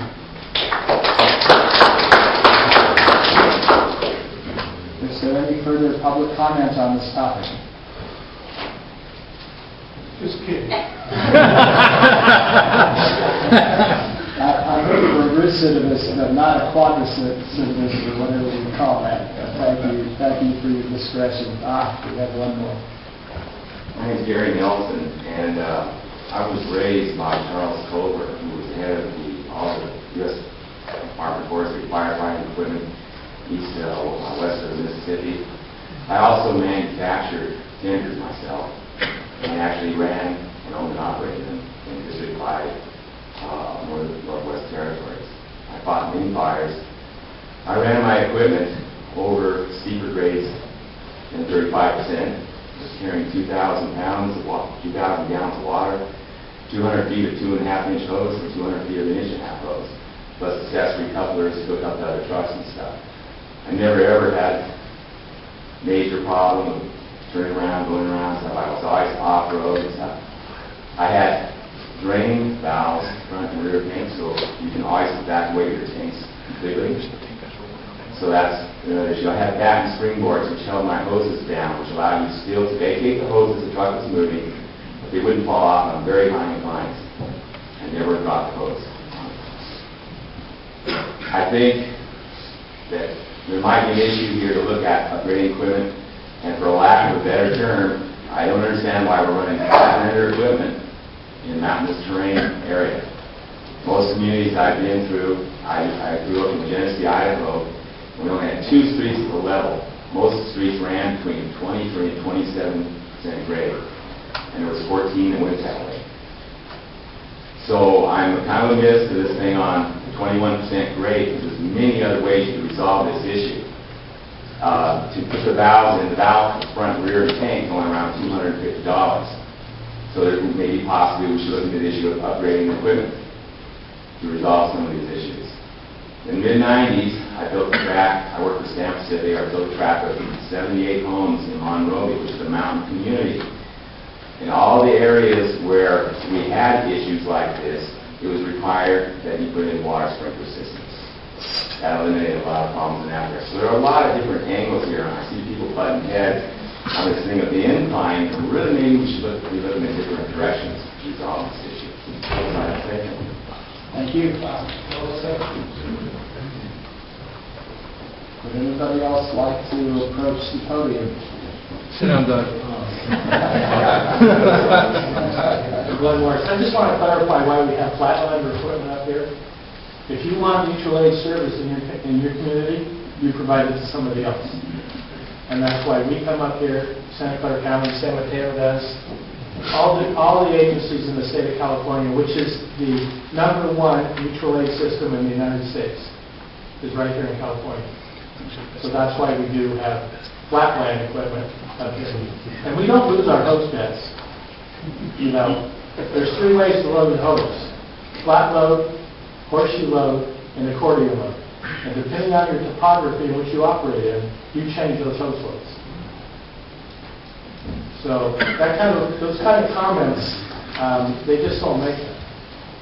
Okay? I can add one piece of information to that. As a person who was a firefighter for some time, I drove a 1947 rig that couldn't get up a 10% slope, and I used to do lights and sirens as fast as I could with pedal to the metal, and have a line of cars behind me about 20 deep. So there's financial issues involved as well as mutual aid.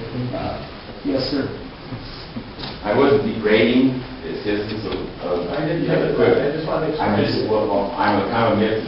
Maybe each of the station's house would have a special application modified to adjust to that. That's what a lot of communities, when I run across this problem in the past, what they do, they have a specialty that can take to extremes in that area of the servicing. Given your history of design and effort on water tenders, I would suggest that every fire chief in the room take this man's number and see if he can, for $250, fix your roof. That was just the cost of the valve itself, not the installation.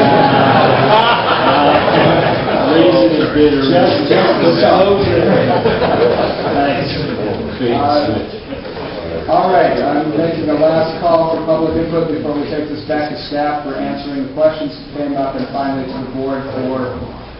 I'll be the 5 minutes and go ahead and put it up. It sounds to me the mutual support is the problem. Wouldn't it be easier to put a state law that says that all new fire trucks in the state of California have to be four-wheel drive? Oh! I don't want to Next Tuesday. No. All right. Sorry. You promised us. Just point of clarification, because they're good questions. The state law states clearly that the access is by conventional drive vehicles. You're stuck with that. It doesn't say four-wheel, it says conventional. So when you get mutual aid, we understand those are going to be conventional drive. But the problem is that in the early first meeting with CAL FIRE, they stated that the standard, listen to that word, the standard is that all emergency vehicles shall drive up that driveway to the front of the house. That was the standard that they would measure that driveway slope by. And that is not realistic in our community, where 2 inches of snow on the driveway would cause that fire truck to park in the street, hold the hose, and put out the fire. Four-wheel drive or not. Four-wheel drive or not. We can have a dead, flat driveway in our community, and the access to that house is extremely difficult. What we're saying is, regardless of the slope, when it's paved, it's a driveway when it's a driveway, and a fire service can get to it when they can get to it. And if it's not, it's a well-done hose path to that house. Thank you. Will that be the final word? It appears so. What I'd like to do now is take this back to staff. I know you've been taking notes. There were a number of interesting discrepancies in terms of interpretation. I'd like to get as much clarity as we can before the board begins its discussion on the key things that came up. Things like, is there a cap or not? What's our current thinking on it? There were many other things that came up, but the basics need to be very clear before we commence our discussion. Who'd like to take the first? I'm going to take the first stab at it, and then Mike Miller or Mike Rodriguez will fill in whatever gaps that I have. All right, thank you. And if you had a question that does not get answered during the course of this, you are invited to make that known at the end of the discussion. I find it ironic that this issue is here when I was one of the contingent from Manatee County that went down and testified in front of the legislature about the fact that this law would create unworkable lots in the hills. So I'm well aware of the impact of this ordinance and was one of the people that helped work on mitigations back in '92 when this was first coming around. The fact is, it's not a new law. It's been on the books for a long time. It's the third instance as cited by many of the people in which we've had a firestorm around issues, all caused because of failure to enforce county codes that were already on the books. And I'd like to say that we have not changed any policies or procedures. We have just started enforcing the codes as we see. It has been our statement to you before that if you don't like the rules that we have, we are perfectly willing to bring in changes to the ordinances and codes and put them the way that you would like them. And if you would like changes to this ordinance, that result needs to take, whether or not it's certified by CDF, that's a different issue. I would like to say, which I neglected to say earlier in the history, we don't know if this ordinance is certified or not. The original ordinance was certified by the state. It was sent down as directed by the ordinance to CAL FIRE for certification in 1992. The language that is in dispute regarding the paving was added in 2002. We can't find any record at this time that it was sent to the state for certification. We're going to ask them to see if it was. But there is some concern about whether or not this new language that was added in 2002 ever was part of the original ordinance. Relative to Speaker 1 and 6, and I might get a little bit off on my numbers here, Mr. Pitto, I agreed with most of what he said. The only thing is that relative to the most stringent requirements shall apply language, that is always the rule in enforcing county ordinances. I believe county council can address this, but usually the most stringent rule applies. If there's a conflict between two county ordinances, it's the most stringent that applies in most ordinances decision otherwise. Judge Shan? Excuse me, I'd like to try to get some clarification on this.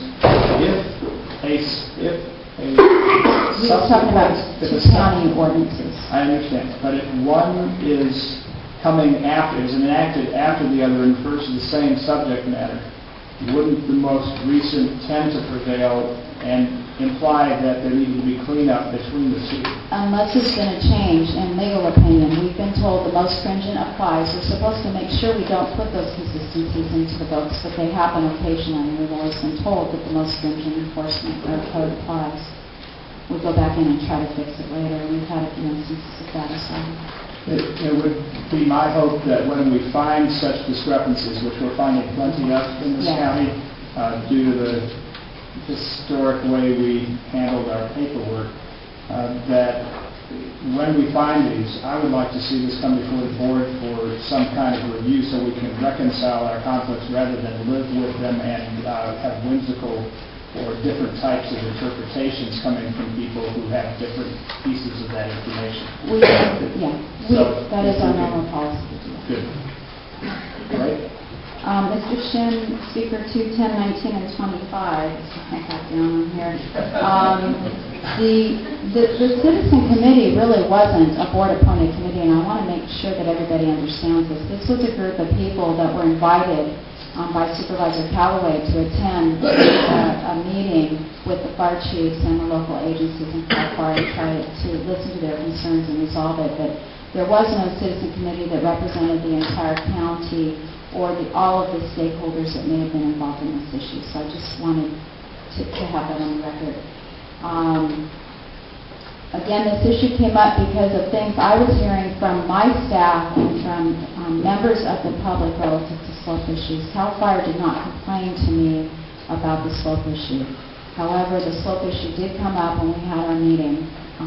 Subsequently, they asked me to review our paperwork, and at that time it was determined that we might not be in compliance. Not the ordinance, but the way we were enforcing the ordinance. So we do have a handout that is in writing that we give everybody on the slope issue. One of the concerns, I want to make sure everyone understands that when we're talking about the percentage slope, we're talking about the finished grade of the driveway, not the slope of the lot that's being sold. And I think there was a little bit of ambiguity in some of the speaker comments today. It's not about the slope of your property, it's about the finished grade on the driveway that is built.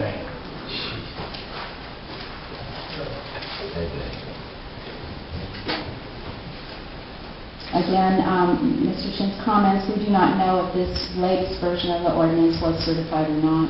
We're trying to check on that now. And again, the paving, as far as I know, from the comparison of the two ordinances, that the paving as a mitigation was only added to the code in 2002. So it was not on the books for 16 years. Relative to Speaker 3, 8 and 17, Mr. Ward, there are not 5. When I said there were 5, when Mike said there was 5 plans that were we had dealt with, they're not on hold. Those are ones that we actually did mitigations on. We in the building department are unaware of any that are on hold because of the failure to mitigate, other than maybe the one speaker here. I'm not familiar with his case, but we've been working to craft mitigations and have been doing that for the last year. This is not a new issue to us. We've been working on it and have not found any unbuildable lots as a result of those mitigations at this time, up until the date that this latest committee started meeting with the mitigations. And I wanted to confirm also the mitigations are a way to work around the codes and to go above the 16%. That is the county's attempt and the fire district's attempt to work within the law to resolve this issue and make sure that there are no impacts to homeowners. Otherwise, if we didn't care about those issues, we'd stay at 16%. But the fact that we're working on mitigations and have been all along is because we are committed to making sure that we can resolve these issues. There may not be agreement that the mitigations have gone far enough or good enough, but we have acted in good faith on that issue.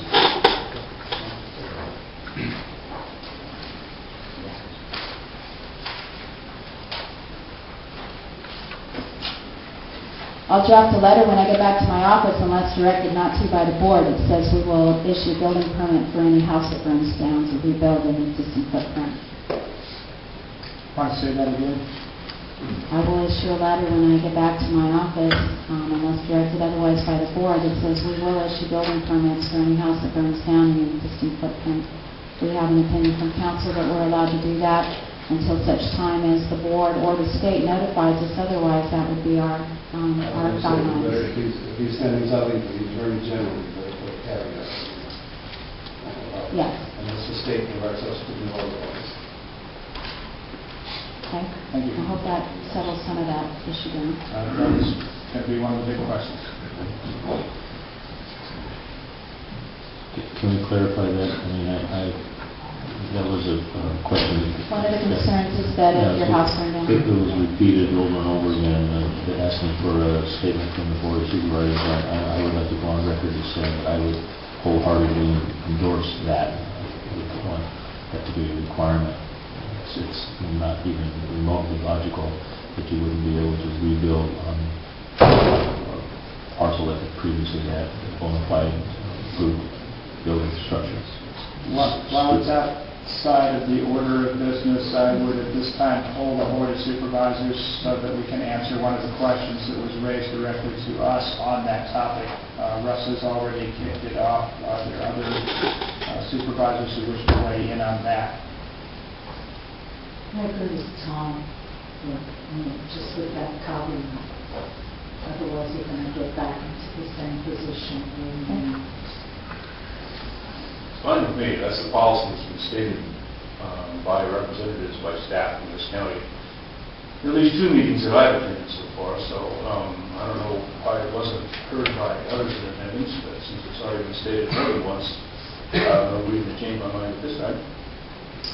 I have the same opinion. We have an opinion from the county council, and until we hear otherwise from a higher authority, it seems to me that we have a basis to move forward on that. Thank you.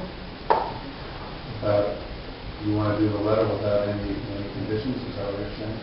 No, I'm suggesting that if we hear to the contrary, then we'll obviously, from the higher authority, we'll have to comply with that, but until then, And you would include that in the letter, so that people get full disclosure. I can put a comment in there that they need to be aware that the CAL FIRE is asking an attorney general opinion. Just, that's full disclosure. And that could change time. Yeah. all right. The speaker 711, Mr. Keenan. I'm sorry, there's a question from... Would that also include additions? We do not require driveway slope mitigations on additions at this time. If you have an example, I'd like to see it. Does that include accessory? Accessory dwellings would be covered as a new dwelling on the property. They would probably have to be mitigated. I would like to make sure that whatever comes out of this session that does not need a resolution would be conveyed to all staff in both Public Works and the CBA, so that we're not getting caught in changes. But this is definitive and needs to be conveyed. There were several other questions, and then we'll move it back to the board. Yes, sir. I have a question on when can we expect to see something from the Attorney General? These real estate people are stuck in the same, I realize they're stuck to get something from the state, but these real estate people are stuck. I see buyers leaving all the time. I believe the statement was that this letter would be drafted with that caveat. Doesn't mean that we are going to wait until we hear from the Attorney General. Yes, the letter's going to be drafted permitting rebuilds of any damaged or burnt structure, and the only thing that would countermand that would be orders from the State Attorney General. That's correct, and as I understand it, this was to happen immediately following the end of today's board activity. Okay, folks, we really do want to get through your questions, but let's go here and then, Can I get my grading permit today so I can get my building permit? You can't I'm going to try to take this back to the board. There are various ministerial actions that may flow from our discussion today that need to be handled in those departments. This is not the venue for working those details out, but I presume that if we give policy direction on some of these things, that you will find it easier to handle some of the questions that are before us on that detail. So we just need to clarify additions on accessory dwellings, so if you do a mother-in-law unit. You do a mother-in-law unit or one of the workarounds that are typically allowed where they just bridge a gap between buildings with a bridge structure that would be considered a second structure for purposes of this kind. I'm talking about the comment from the speaker that they're not allowed to put decks on or add a room on. That is incorrect. I have not seen any permits in. Okay. Just a quick question. Okay, but this is going to be the last quick question because it is actually time for the staff to answer the questions that have already come up, and we did close public input for this since I already allowed some of this and clearly missed sharing the moment. Go ahead. I wasn't going to say. Yes, I was. Okay, everybody was saying. Stephanie provided rebuttal or answers to my testimony, so I have her here, and the question is, you are continually referring to the 16% slope. Where does that come from? The 16% slope is currently in our county ordinance. What could you describe it? Where? 8.10.3. It's in the fire and life safety regulation. I believe when you use that figure, I'd something like to clarify that that's only part of the slope. Just so the board understands. Yes, I believe you stated that on a number of occasions. occasions. Well, I would like it to be And I trust that there will be responses to those items that you brought up. So far, only one of the items that you brought up on 4 occasions has been responded to, but I imagine we will be getting to that if we can hear them out. The homeowner, Speaker 711, Mr. Coons, who said that his permit has been hung up. If the timeframes that he gave were correct, then it should not have been hung up because his engineer would have been fully aware of the slope issue when he applied for the septic permit. So I had a meeting with several engineers and sanitarians about the slope requirements. I believe, but I'm not going to promise that I may comment or reference to this, but I spoke to the Board of Realtors a year ago about the issue of site plans for septic systems, and I believe at that time I told them it was because of the slope requirements. But I could be wrong. I'm going to go back and check the tape. But there was a lot of notification about the slope issue a year ago, and that's why they were requiring site plans. If this septic permit was received less than a year ago, it probably should have had the slope indication on there, and the problem should have been avoided if that had been caught at the staff level. Just wanted to address that. Once the septic is in, it's very difficult to mitigate the way it would have been prior. And that's why we required slopes on the site plans or septic permits in the first place before it moved downstairs to environmental health, is try to prevent these kinds of problems, to be able to mitigate it. The issue of the final map, condition driveways have to be designated on the map. Again, that was an attempt by the county to mitigate. What the rule is that the conditions on the map have to be similar to that which would have been required by the 4290 regulations in order to be waived on those issues.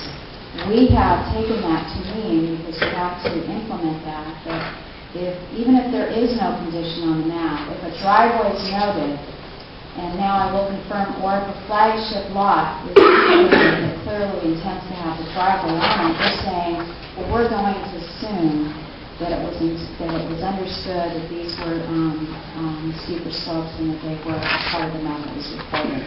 Again, an attempt by the county to mitigate conditions to the benefit of the homeowner that is not being recognized, rather than going by the strict letter of the law and the conditions on the map.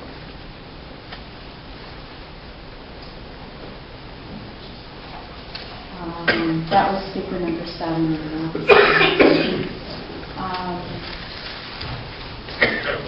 Mr. Kane and Arnold Realtor said he's amazed staff thinks this isn't a big issue. That, on the contrary, we recognize that it's a big issue. We've spent a great deal of time and effort on it over the past year, trying to make sure that there have been as few impacts as possible while recognizing that we have to enforce those. We are dealing with it, I believe, in a timely manner. We have worked on individual mitigation, continue to work on individual mitigations on building permits, even as we are trying to get permanent mitigations in place. There are some people that don't want to mitigate. We can't help them. They have to wait. But for those that are willing to mitigate, we have been trying to work forward on those issues.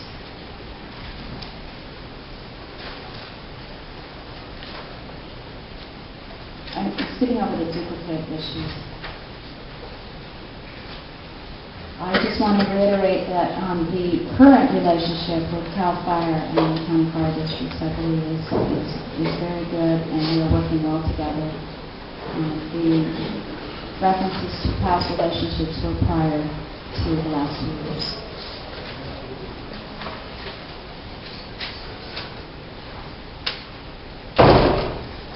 The only structural issue, I believe, that was in place in reference to speaker number 18, Mr. Hamilton, is that the previous structure of the department did not have adequate controls in place to ensure that county codes were enforced in a consistent manner, and we're doing everything possible to make sure that we're consistent in our enforcement, that we give adequate public notice at the front counter as to what the rules are, and that we work with people to try to make sure that there are mitigations when the strictest application cannot be met.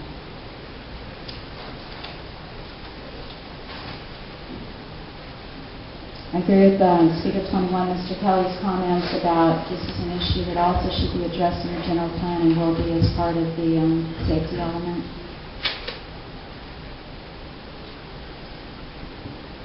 In response to speaker number 22, Mr. Borean, there is a process to get permits in place that is working, except for those people that do not want or cannot go with the mitigations. In response to speaker number 23, Mike Kearns, we try to give notice of changes to codes and changes to rules and regulations. However, if we find that staff has made an error in applying a code, we can't always give notice, especially when they're health and safety regulations.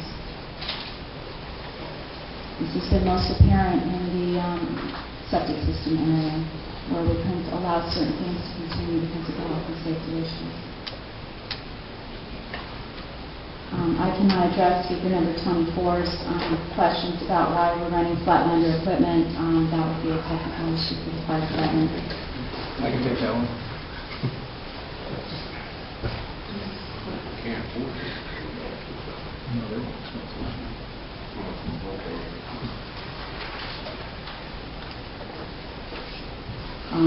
Staff believes that there are no unbuildable lots out there.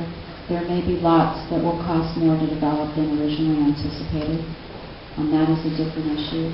But as far as a pure situation, if you look at lots in Marin County, lots in San Francisco, lots in a lot of different areas, it's possible to build on very, very steep slopes. And it's a matter of, sometimes it's a matter of economics. But whether or not they're buildable or not, I don't think that these driveway standards have rendered any lots purely unbuildable.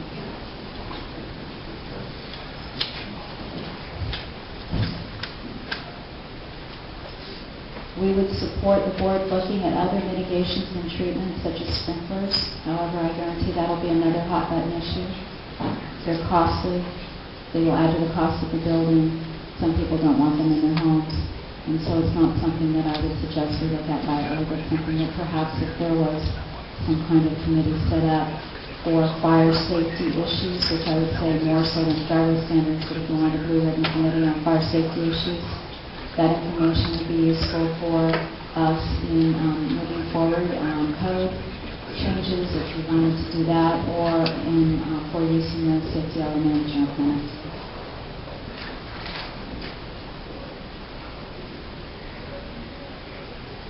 It's been generally recognized today that there is no cap of 21%, but that the group has agreed that it would be difficult to provide mitigations over that. I understood from Mr. Pitto, he talked about fire plans. It's possible that in certain cases that are over 21% or over the comfort level of the mitigations or the fire department or building officials' expertise, that perhaps a process could be set up to allow someone to hire a professional that does this for a living who could certify that the mitigations that are proposed have the same practical effect. And I think we would accept such an engineering study from somebody that has the technical expertise in real other mitigations. However, we cannot accept a letter that says, it's okay with us.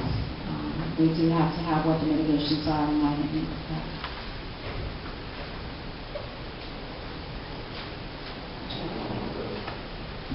Did you have anything, Supervisor Weinstein, on this? I think I'll raise that in my comments later. I would like to say that we are supporting the mitigations that we developed as a result of the staff, CAL FIRE, and the fire districts all working together. We think they're a good start. We think that they will solve and alleviate many of the concerns when homeowners have a chance to take a look at them. We'd ask that you do support those being adopted, not as an ordinance, we do not want them in ordinance, but as a way to mitigate these particular issues. Actually, I did have one question that I wanted to raise before making comments.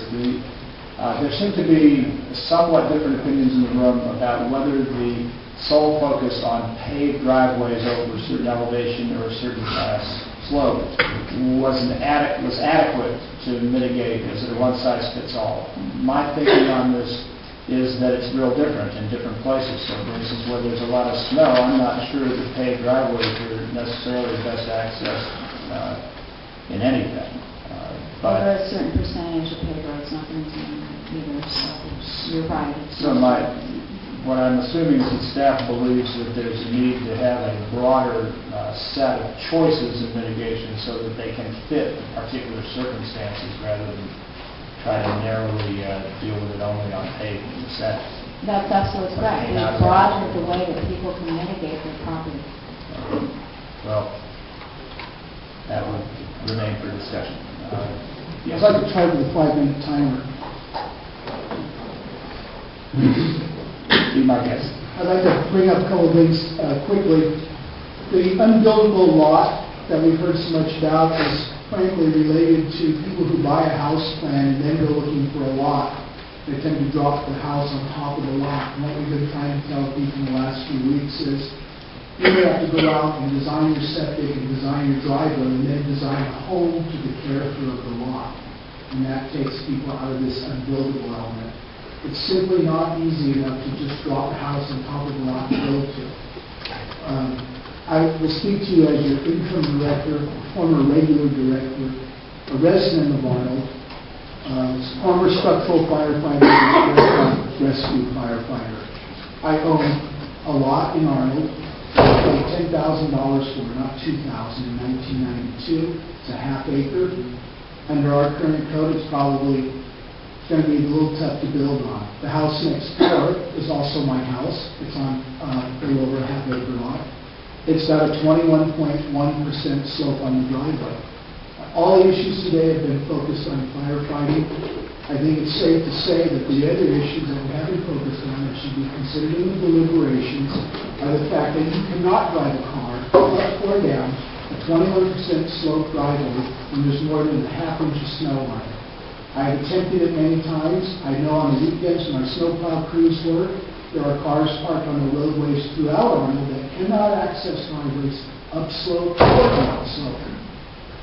The ice that we had on Martin Luther King weekend prevented many people from using driveways as well as streets. El Dorado Drive comes to mind, Avery Avenue comes to mind, Avery Road, as well as about 15 other regular standing places. When we talk about the concern that people have about these driveways, I think we also have to consider the fact that as you move up here, if you're young like I was 40. When I built my house, it was easy to go up and down my driveway. I can tell you that. I fall down regularly. One of my neighbors is getting injured on his driveway. I have a lot of friends who will refuse to drive on the driveway. So it's not just the deliberation of access to fire equipment, it's for ambulances and rescues and everything else that has to do with the issues of living above 3,000 feet. As I said, I'm an Arnold resident. I plan on remaining an Arnold resident. I like it up here. I've learned to deal with my driveway. If I were to buy a lot today, I would not buy a lot that is as steep as my driveway is. And I would discourage every one of my friends from purchasing a lot. I was never discouraged by a realtor, and I was never discouraged by a builder when I built up here. So I took my chances. I learned from my experience, and as your interim director and a resident, I think we should consider those issues as well. Thank you. Under 5 minutes. Actually, it was 2.5. Mr. Rodriguez. Well, one comment that I would make is there was some discussion about some permit applications that had not been processed. As I stated earlier, I'm only aware of a handful of them that were delayed, and we've made every effort to be able to meet with those applicants to try to get them resolved. If there are any others that are out there now, I would invite people to just contact me personally, and we'll sit down with each applicant and try to work through trying to come up with some mitigation plan that will resolve their issue, be able to get their permits processed and issued so that they can begin construction. But I don't believe that there are a great many of them that are out there that we need to do that with. Well, toward that end, would you dare to give this audience your direct line so they can reach my you? My direct line is 754-6788. I invite anybody to call me directly if they have a permit that is getting delayed. I must say that for purposes of resolving similar issues in District 2, that we've been able to accomplish that through your office, so I recommend that phone number for people with issues at the moment.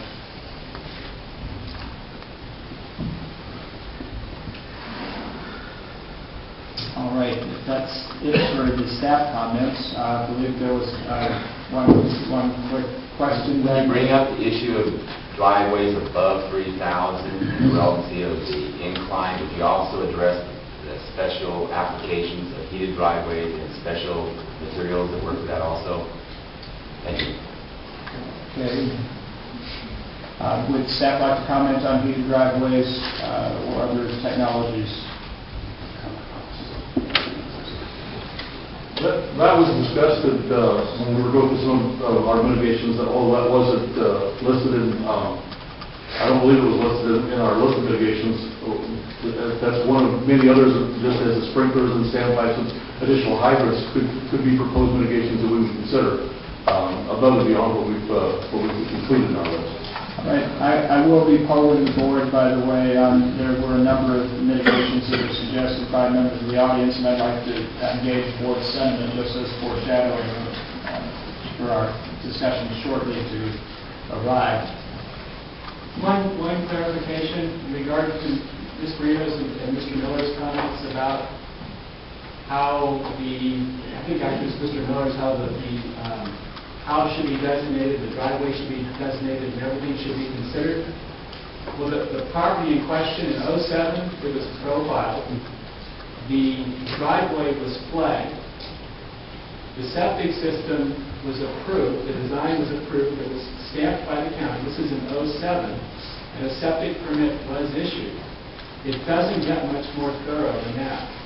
And this gentleman had to stop right after he put his septic tank in with the leach field wide open that the county had approved. They'd been staked out. This wasn't an old deal. This is brand new, and that's part of the problem. I just wanted to clarify. Do we have the address on the house? Yes. That was a 1967 Mustang. Okay.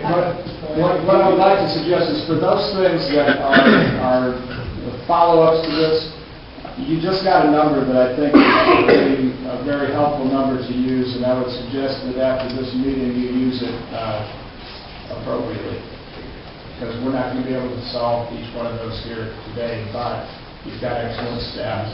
Does it have to be over the telephone, or can we talk in person?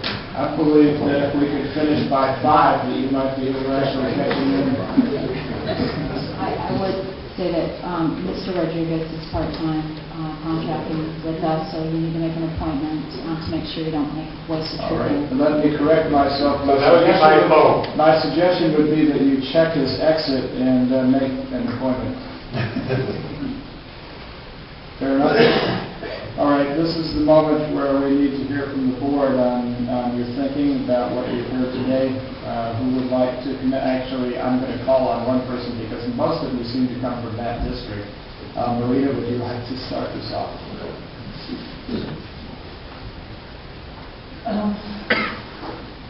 In terms of whether the mitigation should be codified or not codified, one speaker said they should be codified, the following speaker said they should not be codified. I do not want to see them codified.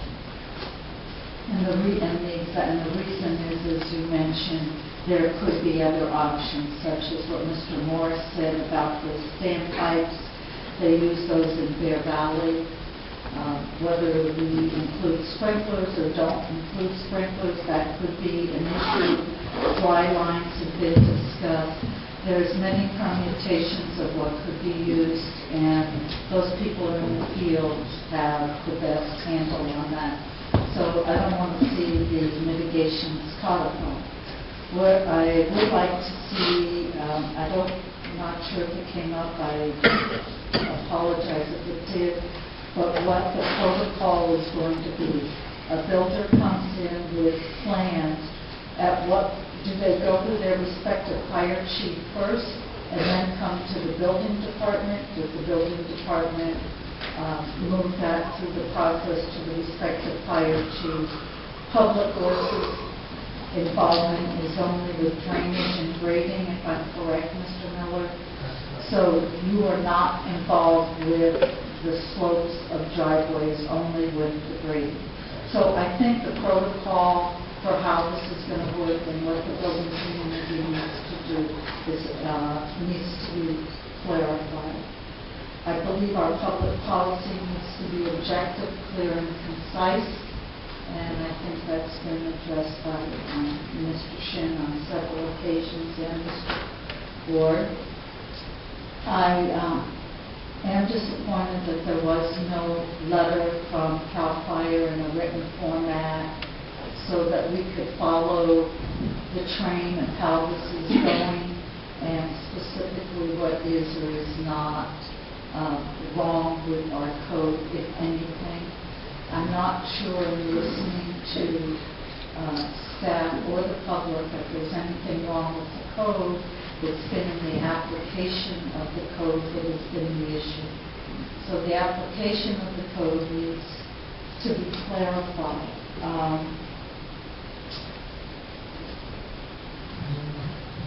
In terms of was it certified or not certified, Stephanie addressed that. In 92 it was certified. I believe in 2002 it was not certified. When we added the paving component, We don't know if it was. so we don't know that needs to be clarified. There's just been a lot of rumors and misunderstanding of what has occurred. I think everyone would like to make sure that from a fire and life safety standpoint, we are doing what is in the best interest of the public. It's all easy for us to say we do not want unbuildable lots. The proof will be in how that is applied. The mitigation that came before us that was modified from the initial mitigation that Chief Wilkes gave at the Arnold meeting a couple of weeks ago was the first draft. It's been changed to page 2, the second paragraph towards the end. Grades exceeding 21% will become more difficult to mitigate successfully to meet the overall same practical effect. And what we're saying is there is no cap, what that says. But to make it more positive, I'd like to see if it's acceptable to you. If it's acceptable to me, it's acceptable to me. I guess I haven't negotiated with the chief yet. But grades exceeding 21% are possible if the mitigation reach the same practical effect as 16%. Because it's really not clear if it's written. And I think we need to make that clear, because that is also an issue. I don't know how you feel about that, because the buzzword, the key word is the same practical effect. The question, of course, comes, what does that mean? What does that look like? And that's why I don't want mitigations codified, because there could be a number of mitigations out there. On the issue of that Stephanie's going to write a clarification whether that you can rebuild your home with the caveat that CAL FIRE is appealing to the Attorney General. It's fine. I want to be clear that our policy is, it is Calaveras County's policy, that we can rebuild homes, barring whatever the Attorney General says, which gets me to really the key issue of this is a county code, this is not a CAL FIRE code. So, Chief Wilkes said something about the fingerprint of CAL FIRE's, I want to know, and it might be in discussions with CAL FIRE, what kind of fingerprint do they have on county code? And, you know, they're saying this, I understand 4290. I just feel like it's a fuzzy area that has not been clarified in my mind or clarified in the minds of the public. I think the analogy could be that we just adopted the California building code as a county code because we're required to follow them, and we adopted them and we put a few things in there different because we're allowed to do that. This is the same thing. We were required to adopt this code, enforce it in the county, and adopt it as local ordinance. We made it a little bit different in order to meet local needs. And I think it's the same analogy. It's required by the state that we have these codes in place. We've adopted them as local ordinance. There are responsibilities to enforce. If the state is unhappy with us in any aspect of what we do, when we're required to do something, they can pursue that with us, either through attorney general opinions or lawsuits or however they want to do that. But it is a county ordinance. I think my position on this moving forward, I like the fact that, you know, we work with agencies, other county agencies, state agencies, and we do it on an informal basis. But because of the significance of this, at least in the Edwards Pass corridor, I'm assuming in other areas of the county, that we start putting more things in writing that we would like, if CAL FIRE has some issues, concerns, that things start going in writing. So it's a much more transparent process for everyone concerned. I mean, I can't force CAL FIRE to do that, but I think the board could request that issues from here forward and put in writing. Can I ask for clarification on that? Sure. Are you suggesting that if we don't have something in writing that we're out of compliance with state code, that we ignore it? Well, that could be their interpretation versus our interpretation. So we would We've bring already in- done this back and forth the last 2 months on, can you build if you burn? Yes, you can. No, you can't.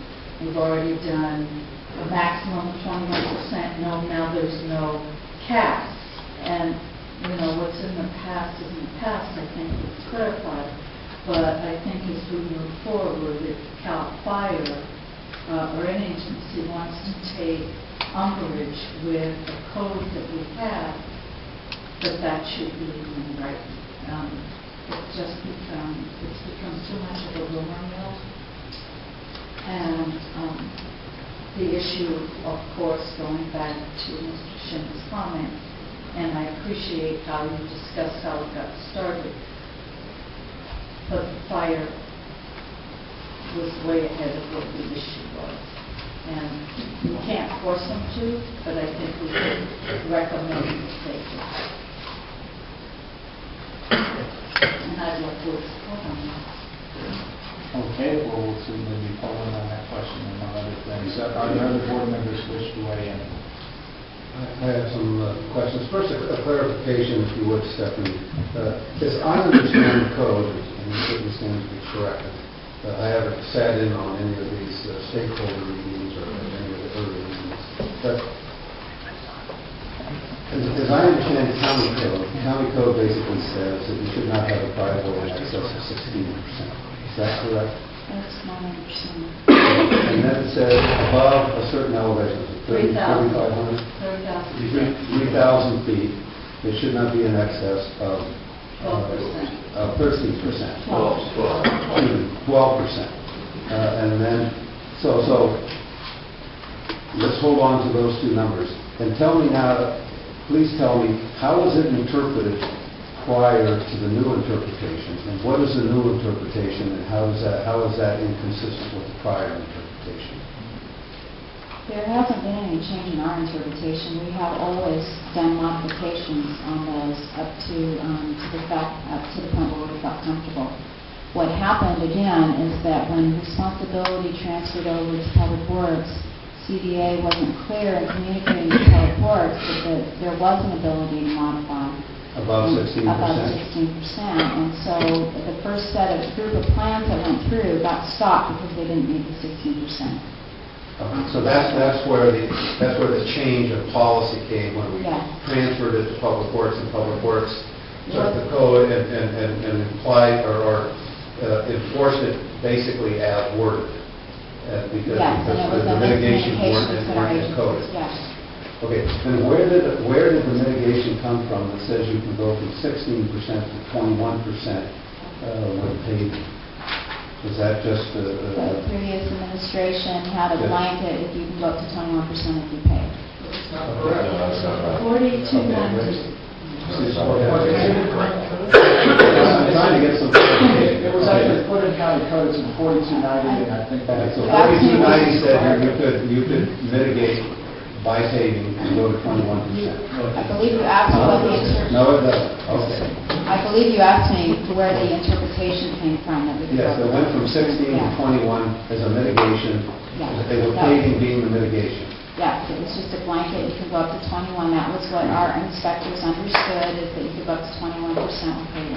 That's incorrect, and that's the problem. Okay, let me finish my line of questioning. I'm not saying, it's very difficult to be interrupted by the public when I'm trying to talk. Okay. I'm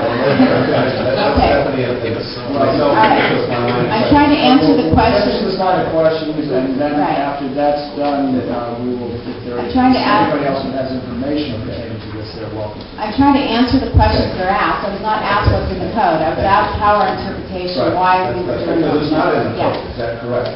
It is not in the code. 16 to 21 is not in the code. That is correct. It is not in the code. It was in a handout. It may have been in a previous handout that was given out, but it's been some revised. Okay, my next question is, if you're below 3,000 feet, and the maximum in code is 16% for a driveway, are they below 3,000 feet? Are you also allowed to go to a 21% slope with pavement as a mitigation? That's what we were doing, yes. Okay. Are you, if you're below 3,000 feet, have we been allowing anything greater than 21%? Yes, if you're they below were. 3,000 feet. They were not always enforcing the 21%. Below 3,000 feet. 3,000. But they were enforcing the 21% above 3,000 feet. No, they were not. Right. Okay, so what then is before us today is basically to say that below 3,000 feet, 16 or less on slope is permissible, 16 to 21% is mitigatable.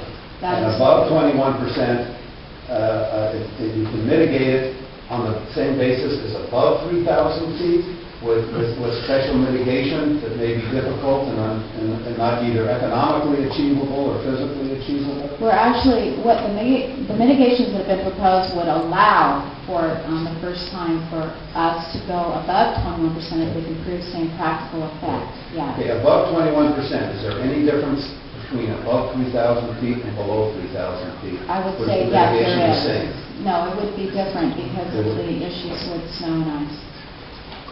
Okay. I answered one of my questions that I asked earlier before this meeting started, and one of the concerns I have about driveway slopes is the snow. I mean, if we're supposed to plow the streets and we're going to tow cars that are on the street, but they can't get up their driveway, then where do they park? And I don't know how, it seems to me the steeper the slope, when you get above 3,000 feet, then the more difficult it's going to be to get up your driveway when there's snow on it. And we're going to get sort of caught in a cost 22. And it seems to me that the issue before the board is the trade-off between, sort of basically a private property right to utilize your property, including building on it, and the trade-off that goes with public health and safety, which includes emergency services, which includes not only fire but ambulance and other types of emergency service, including, in my opinion, under public health and safety, will be plowing the road so people can get in and people can get out. Does snow removal have anything to play in driveway slope at all in our calculations? No. It's outside the public right of way.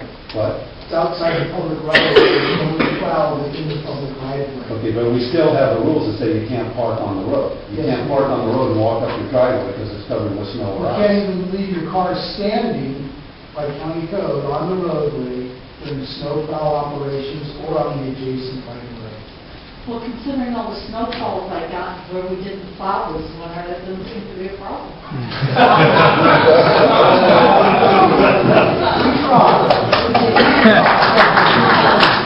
will point out, Maria, that we get several claims against the county every year for snowplows hitting parked cars along the roads where the cars don't belong.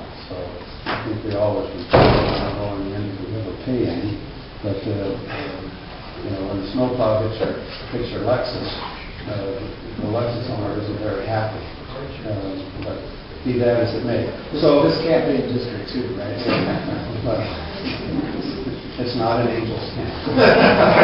Maybe out in Greenhorn. But it hasn't snowed in Greenhorn in a while. But, so the issue before us then is how to mitigate from I guess, clearly paving mitigates from 13 to 16 above 3,000 feet. Are we in agreement on that? So then the question is, how do we mitigate from 16 to 21 is one level of mitigation, and then above 21 is going to be a much more vigorous level of mitigation. You know, so I'm basically leaning with Marita in the sense that, you know, maybe we shouldn't codify it because there are lots of alternatives. But you know, all I know is that my heating bill is such if I had to heat my driveway, you know, I'd have to move out of the house. But you know, I don't quite have to heat the driveway, and you know, you have to pay in the Lexus. But if we don't codify it and leave it there, does that then the county council leave us in compliance with state law? The state law provides, it's the most simple provision. It's remarkably simple. It simply says the grades for all driveways shall not exceed 16%, period. The only method of exception to that rule, 16% driveway, the only method around the 16% limitation is by using mitigations that produce the same practical effect. I think it's for the board to decide the policy question of whether that broad statement of practical effect is sufficient guidance for staff. If you put the mitigations in the ordinance, then when somebody comes on with another clever mitigation, it won't be acceptable until we come back to the board and amend the ordinance. So it would be a very unwieldy situation. So the thing that I think is being overlooked here is that the 21%, and I may be a little misleading for the board, 21% is not buried anywhere in any of these regulations.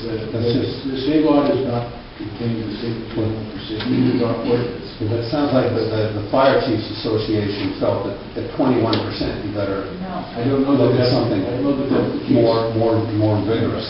Can we get some clarity as to where that 21% came from and how we got into this discussion in the first place in the absence of code? I think Rogers may have some history here, but I want everybody to understand this because that actually has been one of the great confusions, obviously out there and up here as well. So let's see if we can illuminate this issue. I'm retiring as Spark County Fire Warden for a few minutes. That happened 2 months ago. Very seriously, and right along with what Stephanie was saying, it goes back to 8/10/32 fire management plans. That was meant as the methodology to come up, and it gives you a list of what a fire management plan should address. And it was intended that those fire management plans be performed by a fire professional. I'm not going to go into what that is right now.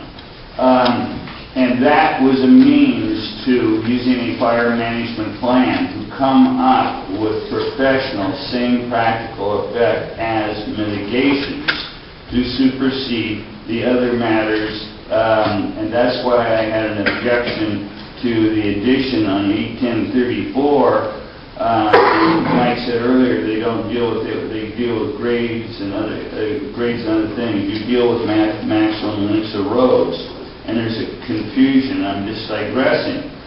The first code that was adopted in January of 92 was Chapter 810, pursuant to 4290. We got it certified.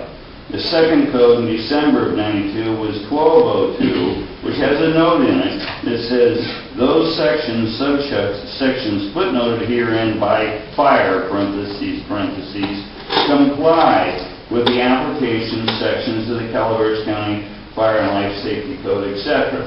That was intended to make the issues in the Life and Safety Code senior to Chapter 1202.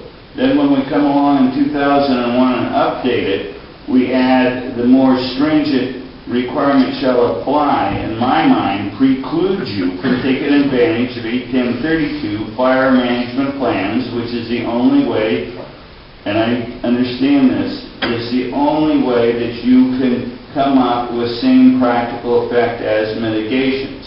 Now, personally and professionally, I feel that if you have a list uncodified of some same practical effect as guidelines that have been previously adopted and approved through prior fire management plans or some equivalent, process, put those out there so you don't have to go through another fire management plan.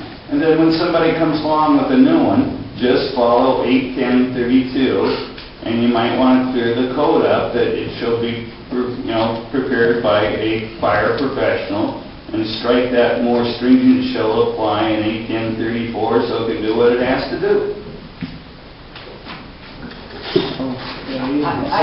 Other than the most stringent language, but everything he said I staff concurs with. If we would allow it to be, if the board would endorse the mitigations as presented as some, but not all-inclusive mitigations that can be allowed for this purpose, we can continue to accept other mitigations as they come along and we realize them. And those would be guidelines, not Those would be the initial guidelines, right.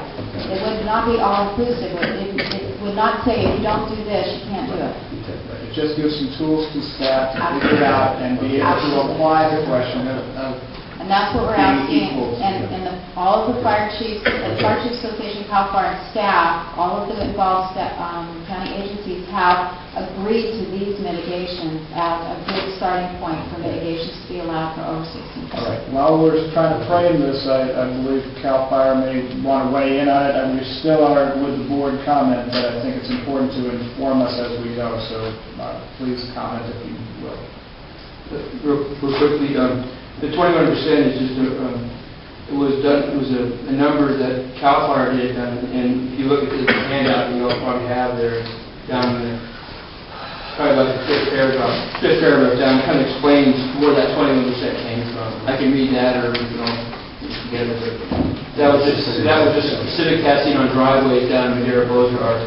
So basically, you feel that at 21%.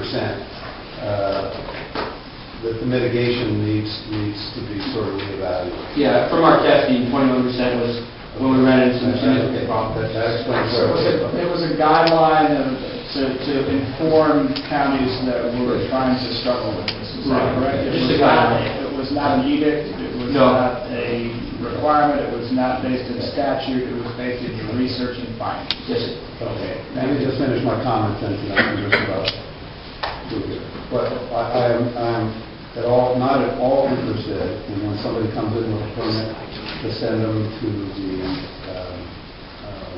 local fire department. We did that once. It was a debacle and a nightmare because every local fire department had different standards and we had no consistency countywide, etc. We have a fire person that reviews fire standards in the building department. That person needs to be aware of and meet with the fire districts. But when it comes in, it needs to go to that person, and he needs to review it for fire standards, and not be running around to each individual fire district. I'm not for that at all. Can I address that? Yes. Okay. Currently, I believe believe, and Michael, correct me if I'm wrong, that there's only 2 fire districts that have retained authority on the review of building permits. That's Cass and Copperopolis. You do send those fire plans out. Is that correct? For us, it's just commercial. Right. Okay, just. That they want to review.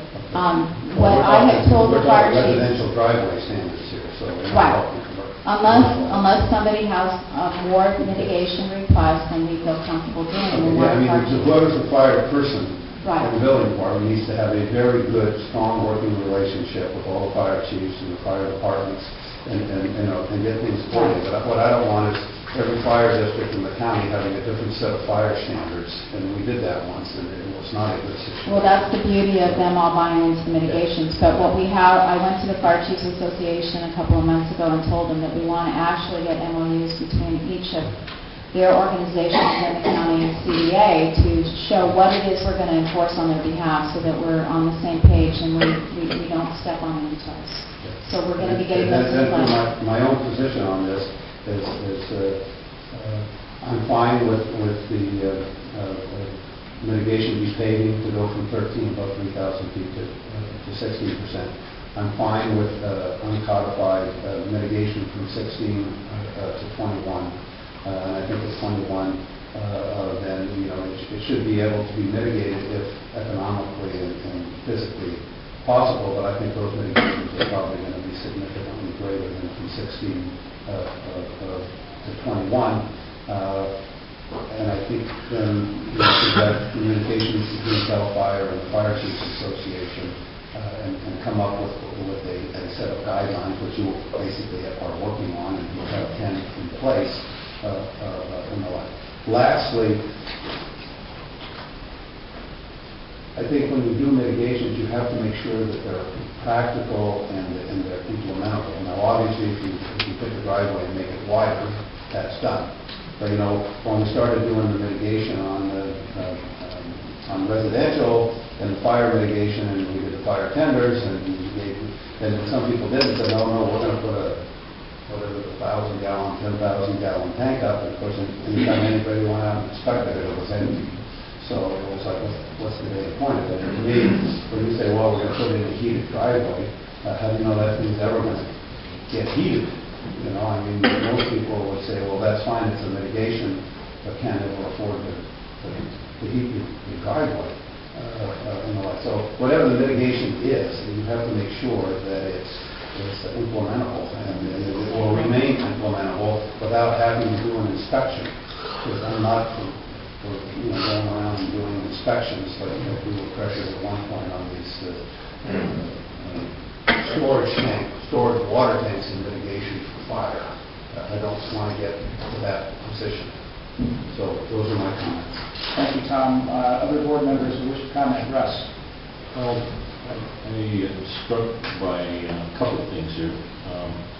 Mr. Ward and Mr. Shin early on throughout the course these are waving around this thing here saying this will all go away if we just continue to go back to that saying that any driveway with a grade exceeding maximum grade permitted shall be provided with an asphalt or concrete surface. I seem to hear them say that's the solution to the problem. It's always been the solution to the problem. So if it's a 45-degree slope, we pave it and get on about our business. I think that's very imprudent. I saw you nodding your head when Bill Schmidt when he said that we should rely on our experts. So the experts, I'm hearing them say that you're in deep trouble above 21%. And this is a situation that's not limited to in Arnold. And that there are driveways in Wallace Lake Estates, and that's probably 550 feet above sea level that you can't walk up. They have to put stairs alongside the driveways in order to negotiate them on foot in the summertime. So as a diligent, duly elected official in this county, looking forward to making health and safety regulations for future residents of this county, I'm not happy with this. I'm not happy with the way that it was done in the old days, because that has created some situations that are very unsafe. You fall down in your driveway, you say. I think that it's irresponsible for us to consider allowing construction to take place in this county where people are going to get hurt walking up to get their mail for crying out loud. So that's my thought, and I really sorry the bush went left here, because I think that a lot of the solutions to the predicament that we're in here lies in exactly what you said. We have to rely on the experts that are willing to weigh in on this, and that have weighed in on it. He sort of was talking about both sides of his mouth, but at a certain point there he says, that's, as a fireman wearing that hat, that's what we ought to do, but as a real estate person, maybe we ought to take a little bit different look at that. So, and my last comment is that I'm offended that there's a Porsche on this. It should be a Subaru Forester or something. No, I think Russ is more envious than offended, actually. That's good. So 3 hours later, you want to spend any comments, right? Okay. It's really hard for 3 hours to separate the fact from emotion in a meeting like this. So I think that speaks to the idea that whether we consider this to be a serious issue or not, I think that's a moot point. We think it's serious enough that we're here. To my knowledge, there have been at least 3 stakeholder meetings, committee meetings, whatever you like to call it. I've been to 2 of those. And I'm here today. And believe me, I think it's real serious, because if I didn't, maybe I'd be fishing or doing something else. So you can rest assured that this board and staff believes this is a very, very serious issue. And they have devoted a lot of time and a lot of thought and a lot of research to it. By the same token, so have you folks. And I personally appreciate that. You know, a number of very good points made today. Some of them are moot. You have to get through those to get to the meat. The old saying is, where you stand depends on where you sit. And I think that's pretty well evident today. The other thing is, folks, just in a matter of life as it is, I don't believe that there's anybody that's been employed for more than a year at whatever they do that hasn't had to endure change. And change is difficult. But if you keep at it, hammer away at it, I think the product is good. So I'm glad that those of you that have something to say came here today. I've made a lot of good points, in my opinion. I have perhaps misunderstood some of the verbiage, for instance, in the fire safety regulations. I've been hearing this for a couple of months that the driveway with a grade exceeding the maximum grade permitted shall be provided with an asphalt or concrete surface. Not sure that when that was written, that meant that was the end-all for mitigations. If that's what we want to do, that's fine. But the way I read that is one of the mitigation measures that can be addressed, and it can be adequate. However, each situation is different. Russ mentioned there are driveways in other parts of the country that exceed the recommendation survey, and there are driveways that are gravel that are 16, 17, 18% that you can't get up any time of year because vehicles aren't equipped to do that unless they're four-wheel drive and the person operating the vehicle knows how to actually do that. Many of us in this room, myself included, at one time lived in other areas. Talk about flatland equipment. It's going to try to access emergency situations where there's a fire or something else. What's your flatland? But you know what? There's a lot of people who move up here from the Bay Area. You want to know about building on slopes? Go to San Francisco. There's a perimeter right there. So it's not something that's just for Arnold or just for Calaveras County. This thing, this issue is statewide, countrywide, probably worldwide. If I were going to purchase a piece of property and try to build my home there, including the access, of course I would hire professionals to do that, to design it and to build it. Somebody can jump on, let's say, a tractor, a Caterpillar, and make my pad in my road. And that may be an analogy that you may or may not agree with, but when it comes to fire and safety regulations, I'm going to depend on professionals, folks. These people, and I'm not just talking about firefighters, there are other emergencies, there are medical emergencies of all sorts. there are public safety emergencies that require the response of law enforcement vehicles and personnel, all sorts of things. I think it is incumbent upon government to assure that people have access to the emergency services that they pay for. And it doesn't come to rest, perhaps, until someone in your family is having a medical emergency, and you learn that there's not going to be any response.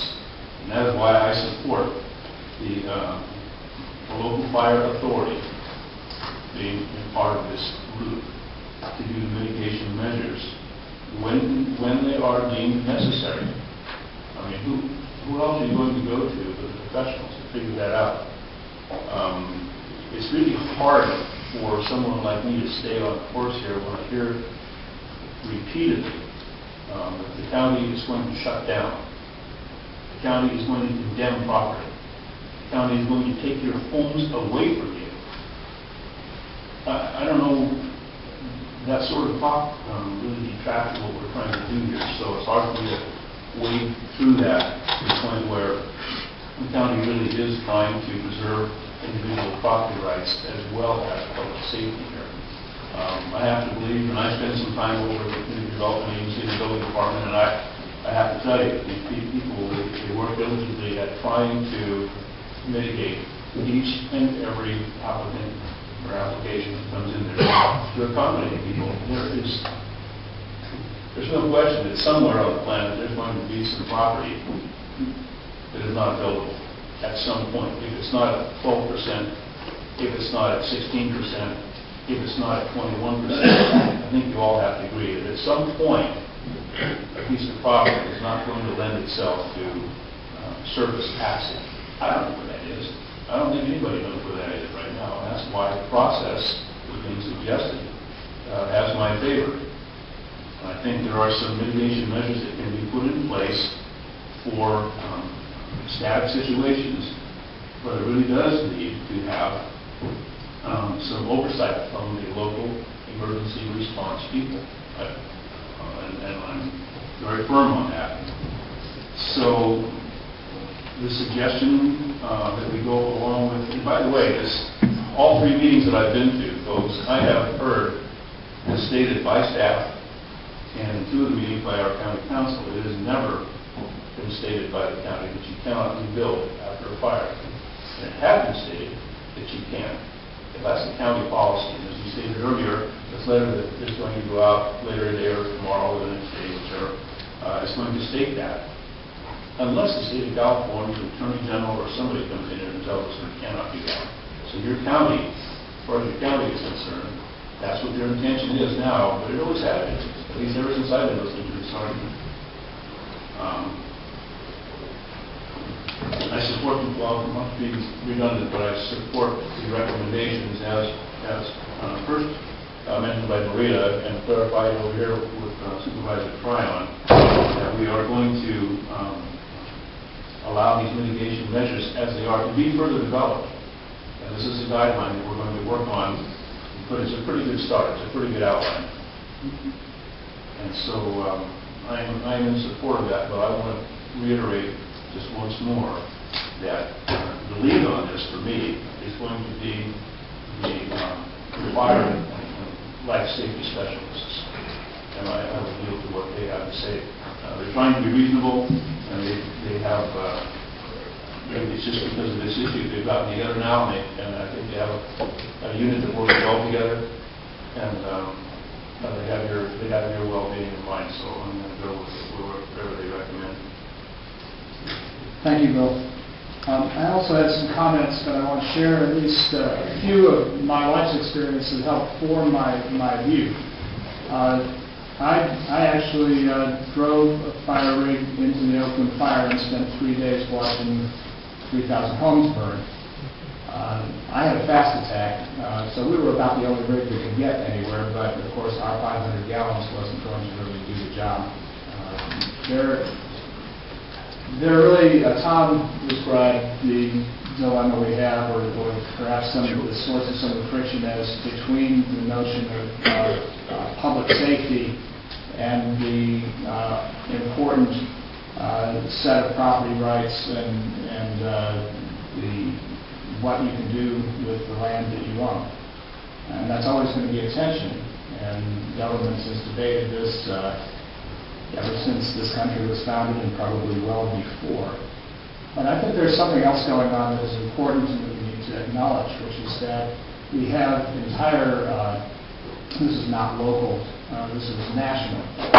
We have industries that include some of the most important ones in this county. We have the building industry, we have people who supply building materials, we have realtors, we have title companies, we have people at all levels of the housing industry, including people living in houses, suffering mightily from an economy that is just about tanked, and this has led to a level of concern and fear which requires government to act with clarity, create no worse harm, and find ways that we can reconcile.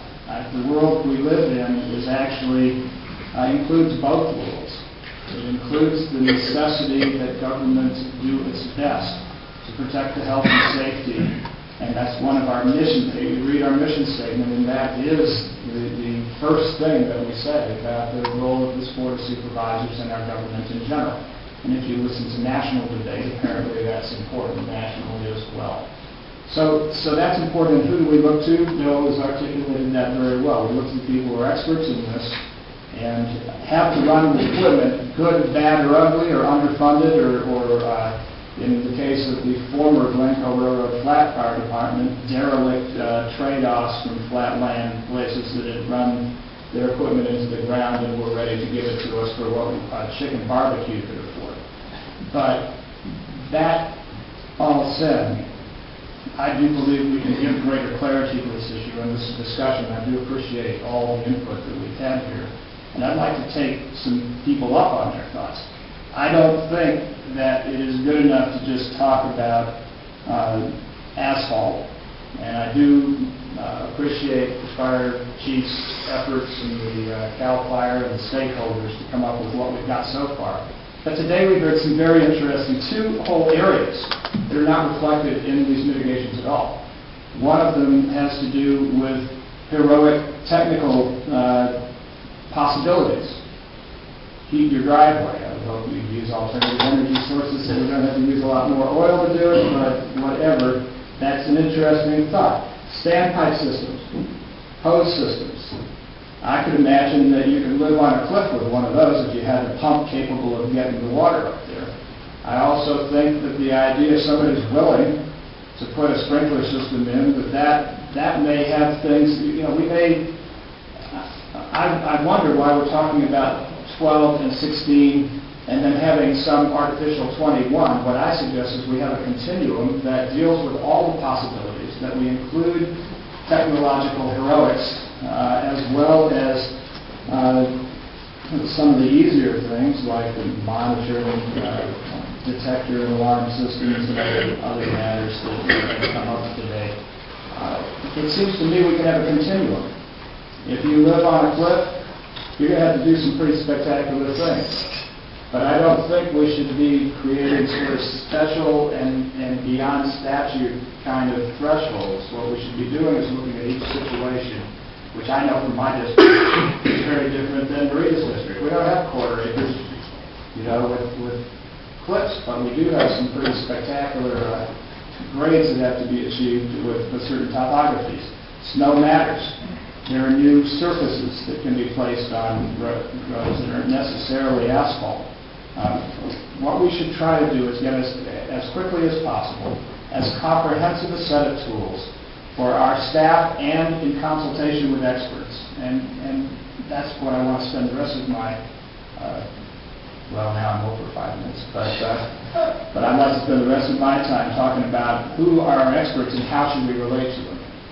Tom refers to a time when we had a real, a different set of fire chiefs, a different set of funding and fire circumstances. But what I take right now is that we've got a by and large excellent set of fire chiefs and fire departments that are meeting together and doing some common work. It seems to me we shouldn't get 10 different answers. What we should do is encourage them to work with us in partnership and speak with one voice so that we can get these interpretations common throughout the county. And I do believe we should include them. They have earned their way to this. They dedicate their lives to public safety, and in my view, that's the first place I go. We have 3 chiefs in District 2. And every time one of these driveway issues and access issues, and whether you have to have a complete turnaround or whether it's equal to, or how wide something should be, we go there, we try to figure it out, we come up with the best possible solutions under the circumstances that fit within our statutory requirements. And I have found that them to come up with ideas that I couldn't have even imagined, even as a former firefighter. These are folks who are thinking about this and care about their communities. If we do not incorporate them in a structured way into this, I don't see how the county will have the expertise necessary to make some of the judgment calls about which of these technological options and which of these different mitigations would be able to create the same situation that would exist for a 12 or a 16% grade. So I'm hoping that we can get a structured relationship that will be common to the county, so we're not taking wild guesses as we consult with our experts. I just wanted to confirm that is in place. The fire chiefs, I believe, voted unanimously on these issues. That's not just one representative, but the entire fire chiefs, and they have been involved in this process and will continue to be involved in any additional mitigations that are developed. Well, I would like to encourage that to continue, and I want to make sure that we're not sort of looking back as it used to be, because our fire situation has evolved dramatically over the last few years. I would like to also comment, finally, on one other aspect. We have a lot of different styles of debate in this county. I've noticed that we range from character assassination and wild rumor to scientific fact-finding and beating something into the ground via details. I actually think that we are at our best when we express our interest, and there are many different perspectives in this room for sure, and there are many different perspectives on this board, but we are by far better as a rural community, or set of communities, when we can do this understanding that there are legitimate perspectives from public safety that are not mean-spirited or designed to take away basic rights, and at the same time there are legitimate concerns of people in industries which are threatened by a wide range of circumstances, and that we need to listen to each other carefully, find out what we can agree on, and move forward on that basis. In that mode, I appreciate the comments today, I appreciate the tone and the way that we have had this dialogue, and I will particularly appreciate incorporating those things into the mitigations and moving swiftly ahead.